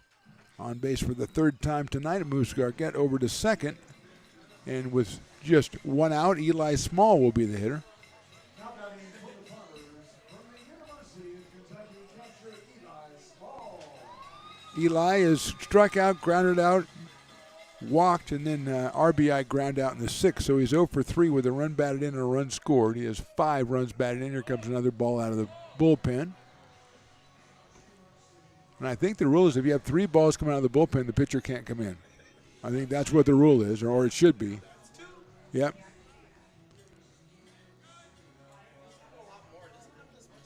No, it happened. It used to happen all the time, like every pitch. And the Potters have gotten much better in recent years at bullpen etiquette like that. Eli chops it foul at the plate. 0-1. He was sitting on that one coming down the pike and didn't do much with it. Cade Parker to follow. Eli is going to take a minute there as he chopped it off of his foot. Sean McGinty behind the plate. As everybody kind of wastes a couple of seconds and gives Eli a chance to get it all back together. Probably McGinty as well behind the plate. 0-1. High fastball, 1-1.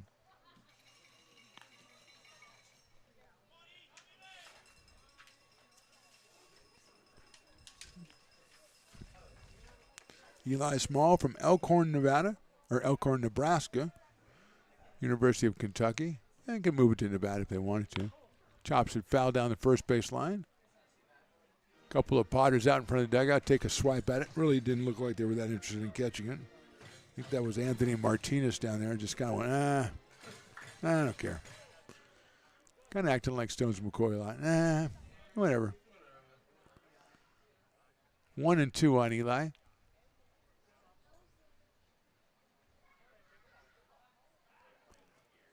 Leffel steps off.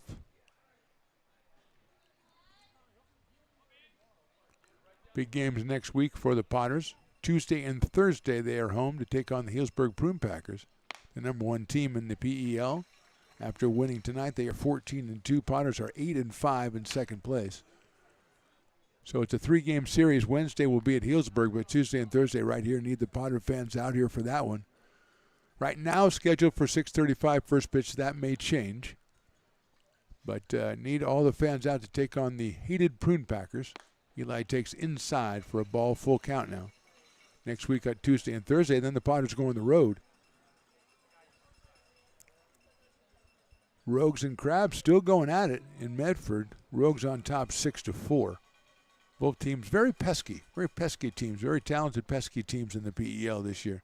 There goes the runners. The pitch is popped up down the left field side, out of play hopefully, and it is, over by the dugout. So everybody will go back to their respective spots, and we'll do it again, 3 balls and 2 strikes. So Prune Packers got a win. Rogues are trying to get a win, taking on the Crabs. I think the Crabs were 1 game ahead of the Rogues in this standings before tonight. Again, Potters have the Tigers all weekend. Look out for the bat, went against the screen. The pop fly is out of play, and that one was very difficult for Cade Parker on deck. Probably heard the catch when it hit the netting. Ball went one way, bat went another. Eli's been taking some big cuts tonight, and that time the bat kind of got the best of him. And he's going to go talk to Nolan Thebe, because what do you do in these situations? You talk to Thebe. Yeah, give him the Gorilla Glue. Give him the stuff you put the wobble thing back together. You put it back better. You put it back better than it was before, because the repairs made the balance, the center of balance, a little bit better on the wobble, and now it looks like it's kind of like just hanging. It doesn't have the forward lean, the gangster lean we used to call it. Yeah, 3-2 pitch.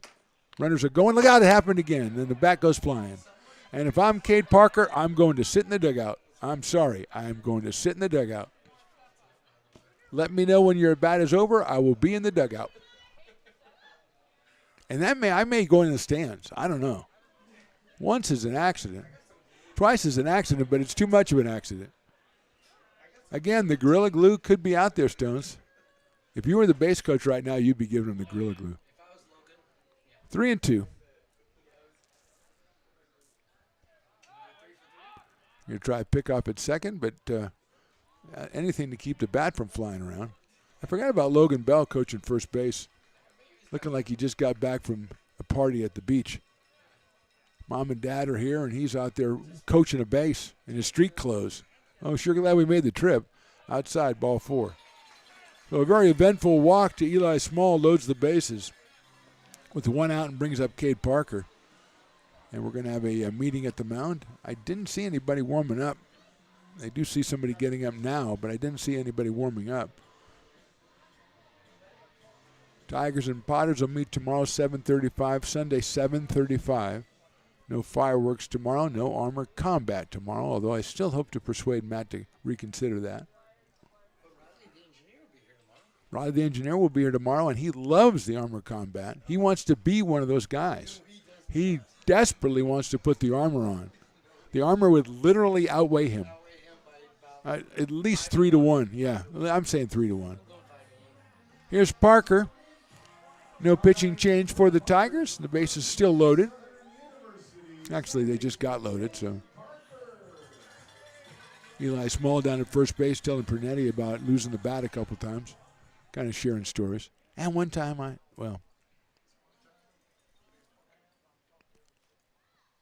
Cade hits it high and deep to left field. And that ball is foul. Man, how did that go foul? It's hard to tell with the pole and the fence in front of us, so I just keep an eye on the home plate umpire, and he harshed my buzz right there. I call that one foul.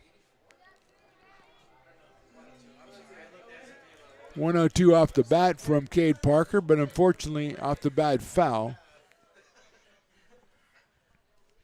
And we'll do it again, 0-1. Takes the fastball outside. 85 from Leffel. 1 ball and 1 strike. Parker with 5 home runs leads the team. He has 18 runs batted in.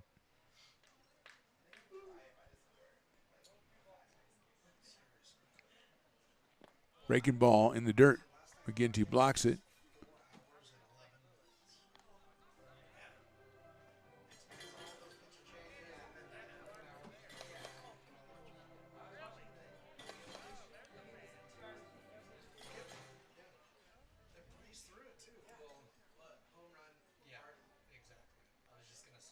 Two 2-1 pitch. Swing and a miss. Waves at that breaking ball. The slider in there for 2-2.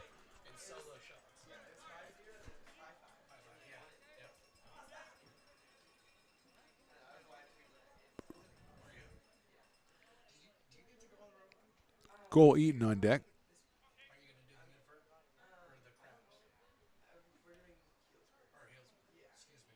Swing and a miss and held on, I think, by McGinty. No, he did not. So Parker's still alive.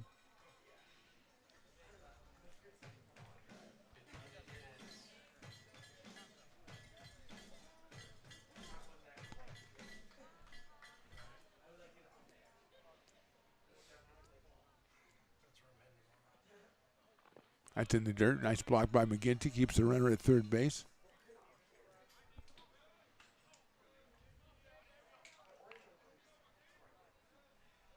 Potters up 11-5. We're bottom of the 8th. Bases loaded. 3 balls, 2 strikes. Parker came in 273. He is 1 for 4. Swing and a miss. So a couple of feet away from the grand slam, Parker takes the strikeout. 2 outs here in the 8th. And Cole Eaton coming to the plate. He's flied out. He's singled. He's hit into a fielder's choice to score a run, and he's singled again. Scored twice. 2 for 4, scored twice, driven 1 in. Came in at 262, picked up RBI number 23 tonight. And he's up here with the bases loaded, but now 2 outs.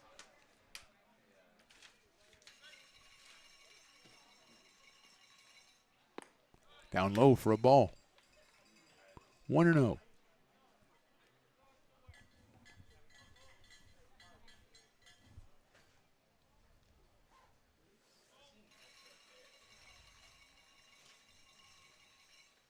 Eaton takes a breaking ball in there for a strike, 1-1.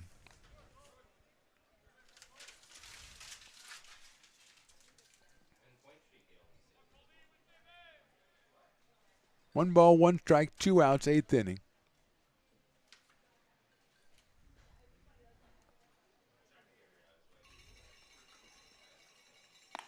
Outside with the fastball. 2-1. Cole gets on. It'll be Will Lindbergh's turn. Will with a couple hits and a sacrifice fly tonight.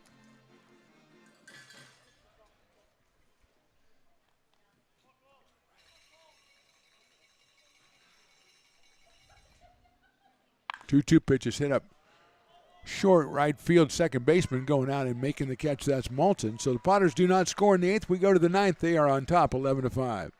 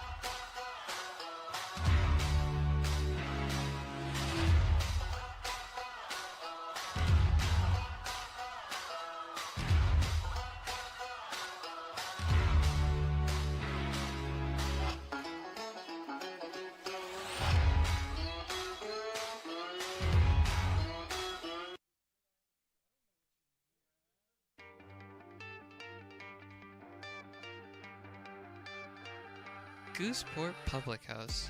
We have sports on 10 big screen TVs, 23 beer taps with classics and crafts, a full bar with creative craft mixed drinks, live music, and most importantly, great fresh food.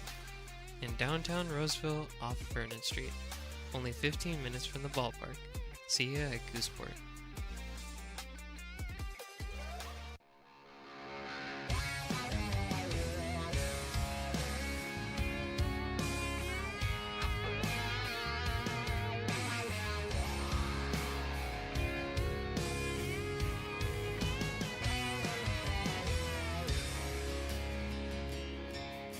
Old man knocked on my front door with my teenage boy and a couple more from up the road.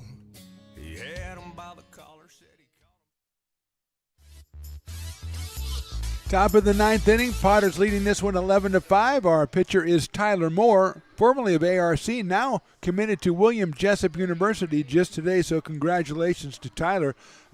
Tremendous accomplishment there. The right-handed pitcher will face Rudy Rodriguez, Drew Andrews, and Joe McGee for the Tigers here in the 9th inning. Just a word to our affiliates down the line. We'll be doing a Potters post game from up here in the booth tonight.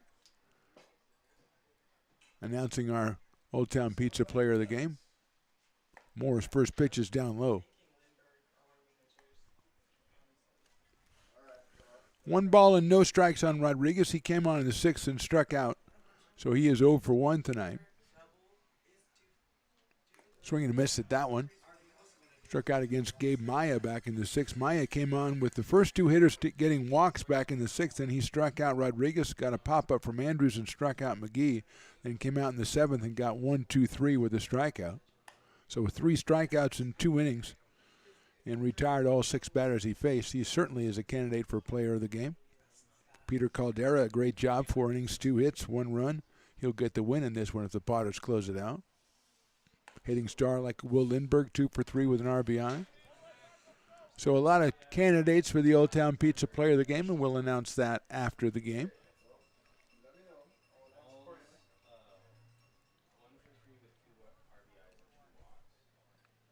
2-1 pitch is high, or 3-1 pitch is high, ball 4.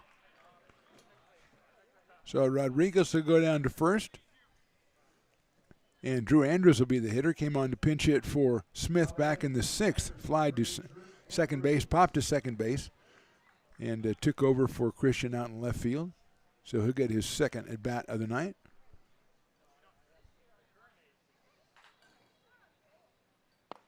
Down low for a ball. 88 from Tyler Moore.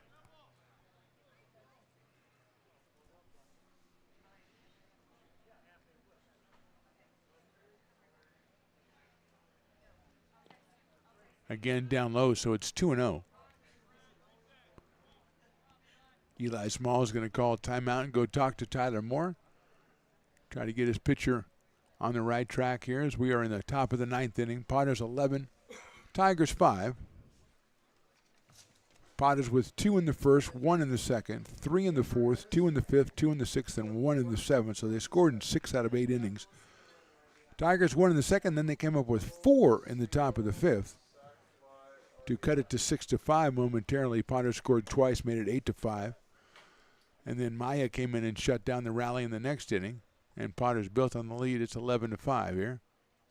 Moore's pass ball misses again.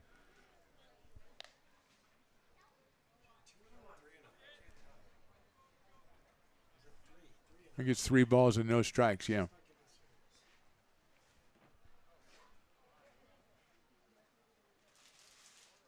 Swing and a miss by Drew Andrews. So if it is 3-0 and he swung, get a tip of the cap for Drew Andrews. It's summer league. You come out, you swing. Joe McGee to follow. Popped up, out of play, and Andrews thought he had a good one there he could do something with. 3 balls and 2 strikes.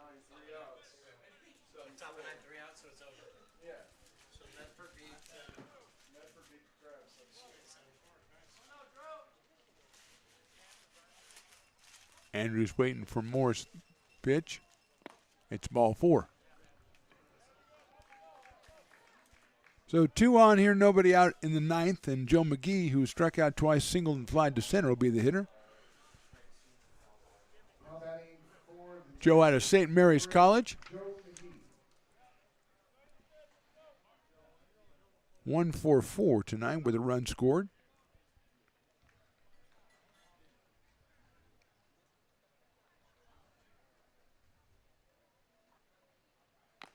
Swings very late at that one and fouls it out of play. 0-1. Going to do a Potters post game with the great Stones McCoy tonight. So we'll take a little break after the game and come back with our post game. Brady Wilson moves out into the on-deck circle, the City College product out of Sacramento City College. He will be batting for Dylan Drake. Swing and a miss again for Joe McGee, 0-2.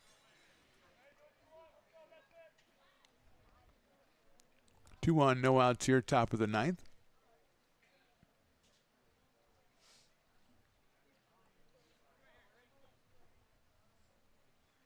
Right-hander Tyler Moore. Nice block behind the plate by Eli Small on that one. With a low and inside. He's going to get a new baseball for Tyler Moore. 1-2 on Joe McGee. Get your tickets for next Tuesday and Thursday. Potters against the Healdsburg Prune Packers. Ugh. I don't like them. They're a fine organization and a fine ball club. I don't like them. Come on out and check it out and help the Potters get a couple of W's over Healdsburg. Grounder into the hole. That's a base hit into left field. Around third, here comes Rodriguez. He will score as the throw comes in and gets away from the third baseman, and moving up are both runners. So 1 run scores. Going to third is Andrews. It's an RBI for McGee. He'll move up to second on the throw. And the second and third, nobody out here in the ninth inning. 11-6 now, and here is Wilson, Brady Wilson. Drake was 1 for 4 with a run scored. So Wilson will be the pinch hitter out of Sacramento City College. Infielder pitcher is Wilson. Fastball is in there for a strike. 89 from Tyler Moore.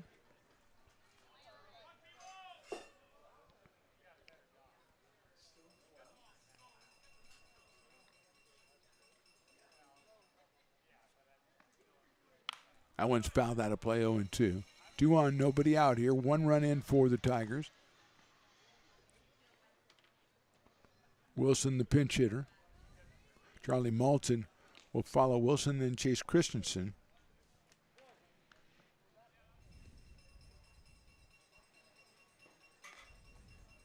Wilson swings and misses, and Moore gets the strikeout. So 1 out here in the ninth.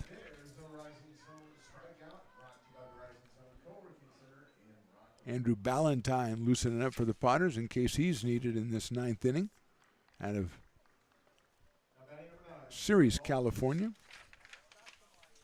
Here's Malton, who's walked, singled, and grounded out twice. Takes a fastball right in there for a strike. That is 89 again from Tyler Moore.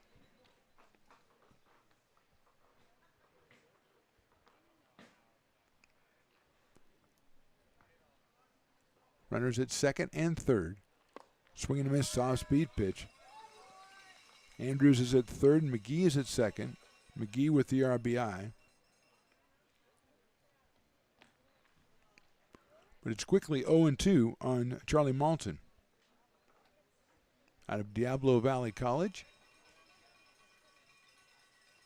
That's in the dirt. Nice block by Eli Small to keep the runners where they are. 1-2.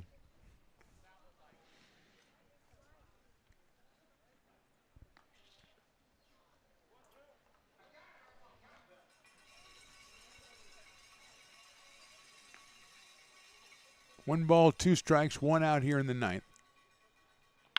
Line drive over the head of the second baseman into right field for a base hit. 1 run will score. Here comes the second one. The throw's going to be cut off. It's a 2-run single for Malton. 3 runs in for the Tigers, and the score now 11-8 in favor of the Potters. Malton now with 3 runs batted in the game. Second hit in the inning for the Tigers, and it brings up Chase Christensen, who has singled twice, driven in a couple runs. He is 2 for 4 out of Consumers River College.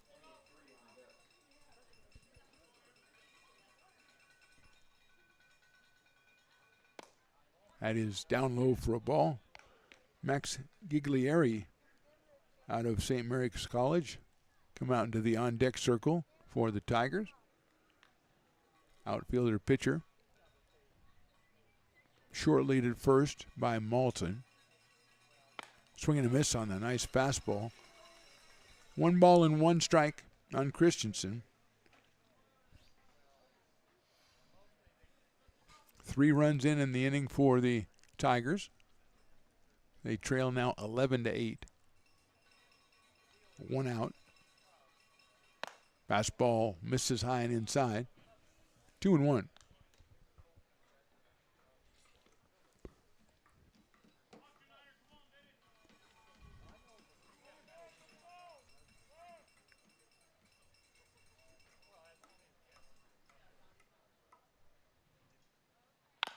Chopper down the third base line. That is foul. What might have been trouble there. J.R. Freethy is going to handle it. So 2-2 now on Christensen with Nate Leffel on deck.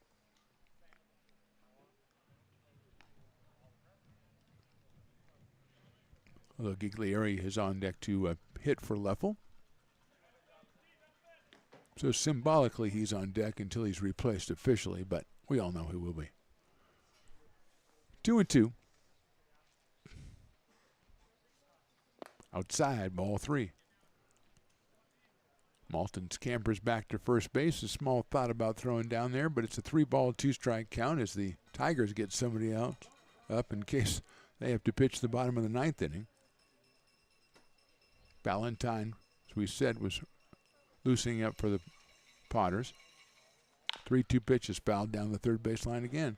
Third base coach with the cool try with his foot to knock it down. And he didn't do it, Stones, but I give him credit for trying. You would not have tried. Your third base coaching has been, your first base coaching probably better than third base coaching so far, although you've got more chances at first.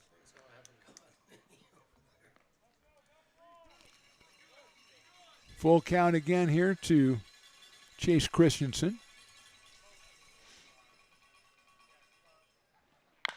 There's a chopper again. That one is also foul down the third base line. That would have been a lot of trouble had it been fair. Would have been over the head of Freethy. But we'll come back and do it again.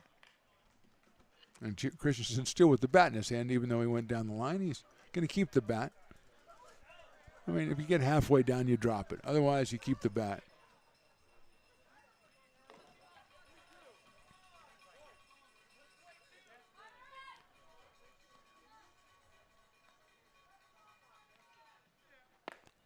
Strike 3. So Christensen's the second out, the second strikeout for Tyler Moore, and that'll bring up the pinch hitter, Max Giglieri.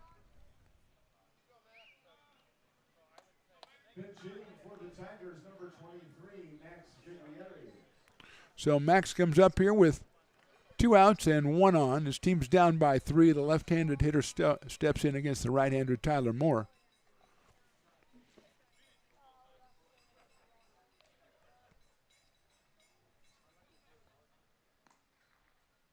Fastball right down the middle for a strike.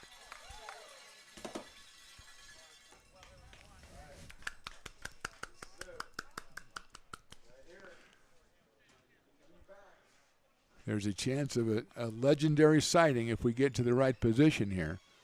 0-1 pitch. Fouled off, 0-2. And there goes Stones McCoy. There goes the last strike guy. He's going nuts, fans. He's back. The last strike guy is back, and the fans are going crazy. Last strike guy showing how it should be done, getting the fans up on their feet, even the ones who haven't got up all day. He does that. He's the last strike guy. He's got everybody ready to go. The pitch by Moore, a little bit high, but that doesn't bother the last strike guy because he is going after it.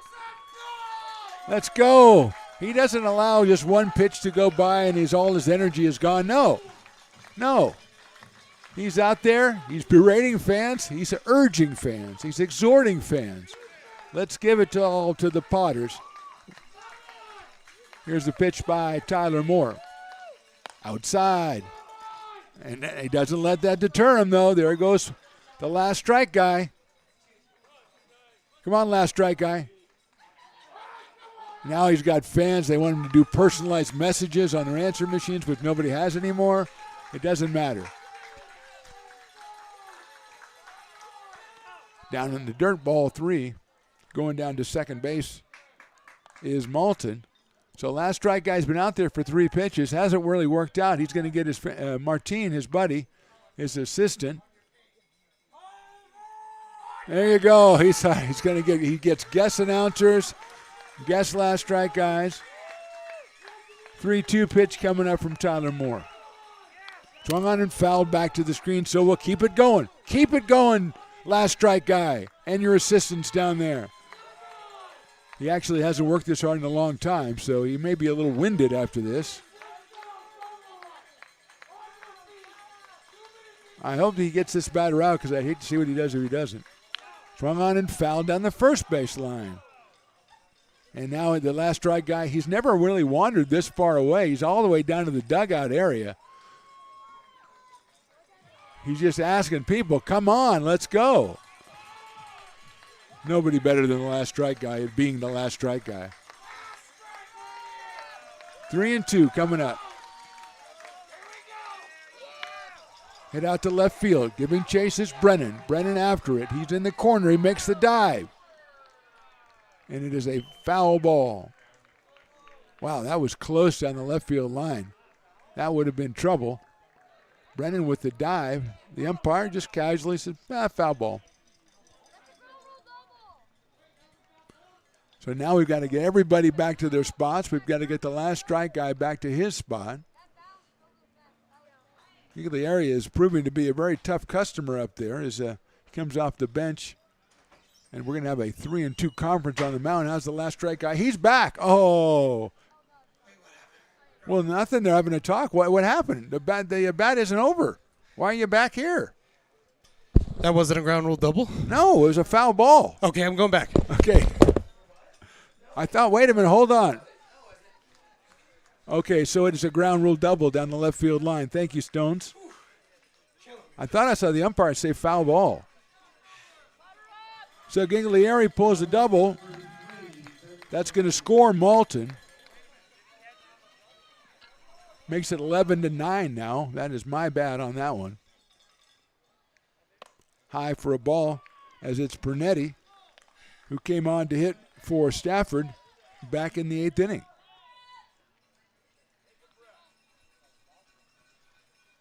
Last strike guy is very winded. Check swing, and it's a ball, 2-0. We have the potential tying run at the plate here. 2 balls, no strike count. Last strike guy, I got to give you credit, man. You really went out there and went for it. You roamed far and wide. You did. Well done. More to the plate right down the middle for a strike, 2-1. 2 balls, 1 strike. So Giglieri with the double down the left field line. It bounced over the fence after Brennan with the try. Scoring Malton from second base. There goes the runner. Pitch is popped up left center field. Brennan circling it in left field. And he makes the catch, and that's the ball game. It took a while for the Potters, but the Tigers scored 4 times in the 9th inning. Our final score, Potters 11 and the Tigers 9. We're back with our postgame with the great Stones McCoy right after this on the Stones Broadcast Networks.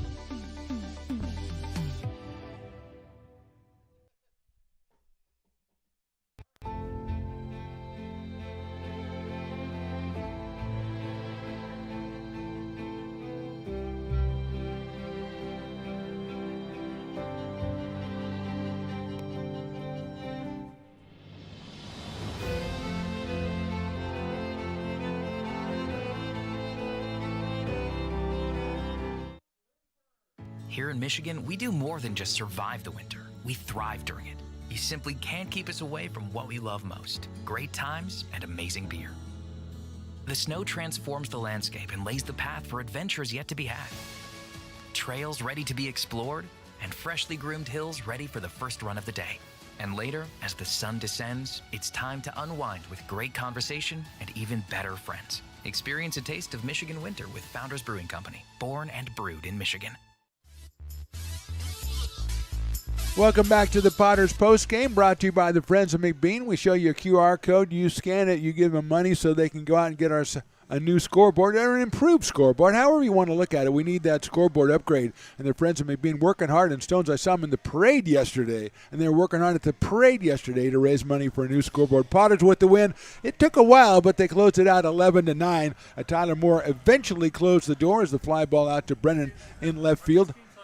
Potters will come back tomorrow 7:35 and take on Roseville again, or the Tigers again, and then on Sunday as well. And Stones McCoy, the Potters come out there. It was a little bit of a holiday hangover from yesterday's 12-4 win. They came out. Peter Caldera, got to mention Peter Caldera. Yeah. We're going to name. Actually, let's go ahead Let's and just mention. name it. Let's make Let's him our just Old name it. Town Pizza Player of the game. Let's do it. 4 innings, 2 hits, 1 run. He gets the win in this one. Caldera, the high school graduate, is headed out to Sacramento State University. He came out and really set down the Tigers early in this one and got the Potters into a good position. Well, he did exactly what you're looking for from a starting pitcher, especially in a game where you're playing a team you haven't faced yet, right? Yeah. And he comes out here and he establishes a really nice zone, and he stuck with that zone through his first several innings, and he really kind of set the table for the rest of the Potters and for the rest of the game to really kind of progress the way it did. Will Lindbergh, also a hitting star, a couple of hits and an RBI for Will Lindbergh. So he really was a candidate. And also I want to give a shout-out to my guy Gabe Maya, who came on in the 6th inning. The Potters had a 3-run lead, but immediately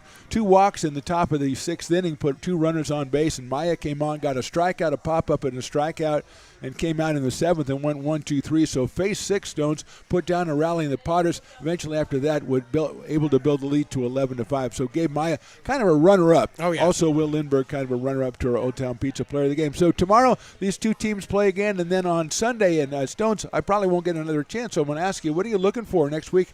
Tuesday and Thursday at home, Wednesday on the road against the Prune Packers, and then the Rogues, a weekend series up in Medford. So that has got to be looming large on the Potters schedule. It's clearly the toughest stretch on the Potters schedule. And playing so far, they've played pretty well away from home, but obviously they have a home field advantage. So they're definitely going to have to really kind of narrow that focus, and they got to narrow it on 2 areas. And I think the first one is the starting pitching. They got to continue to support the starting pitchers the way they have.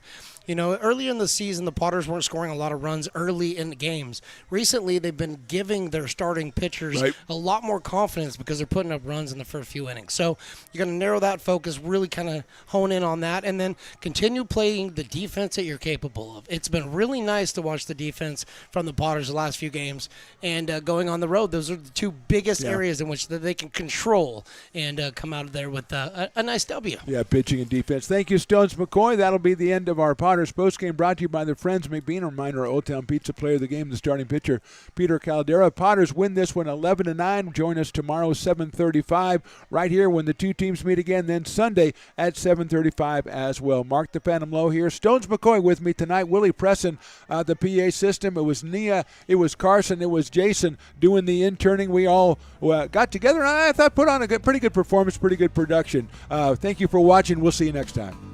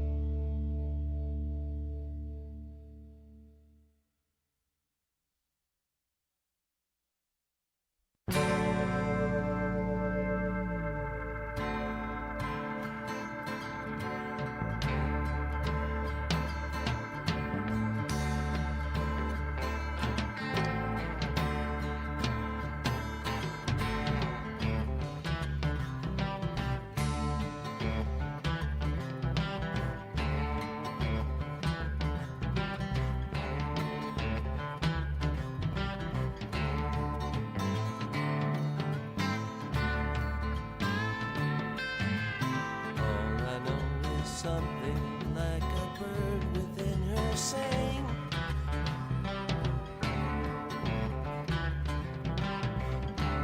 All I know, she sang a little while and then flew on.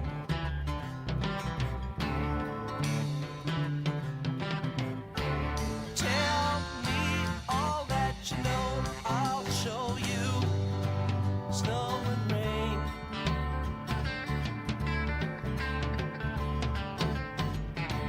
When you hear that same sweet song again, will you know why?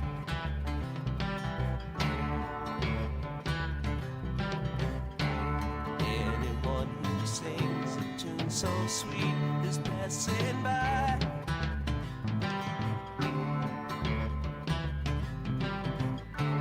Laugh in the sunshine, sing, cry in the dark, fly through the night.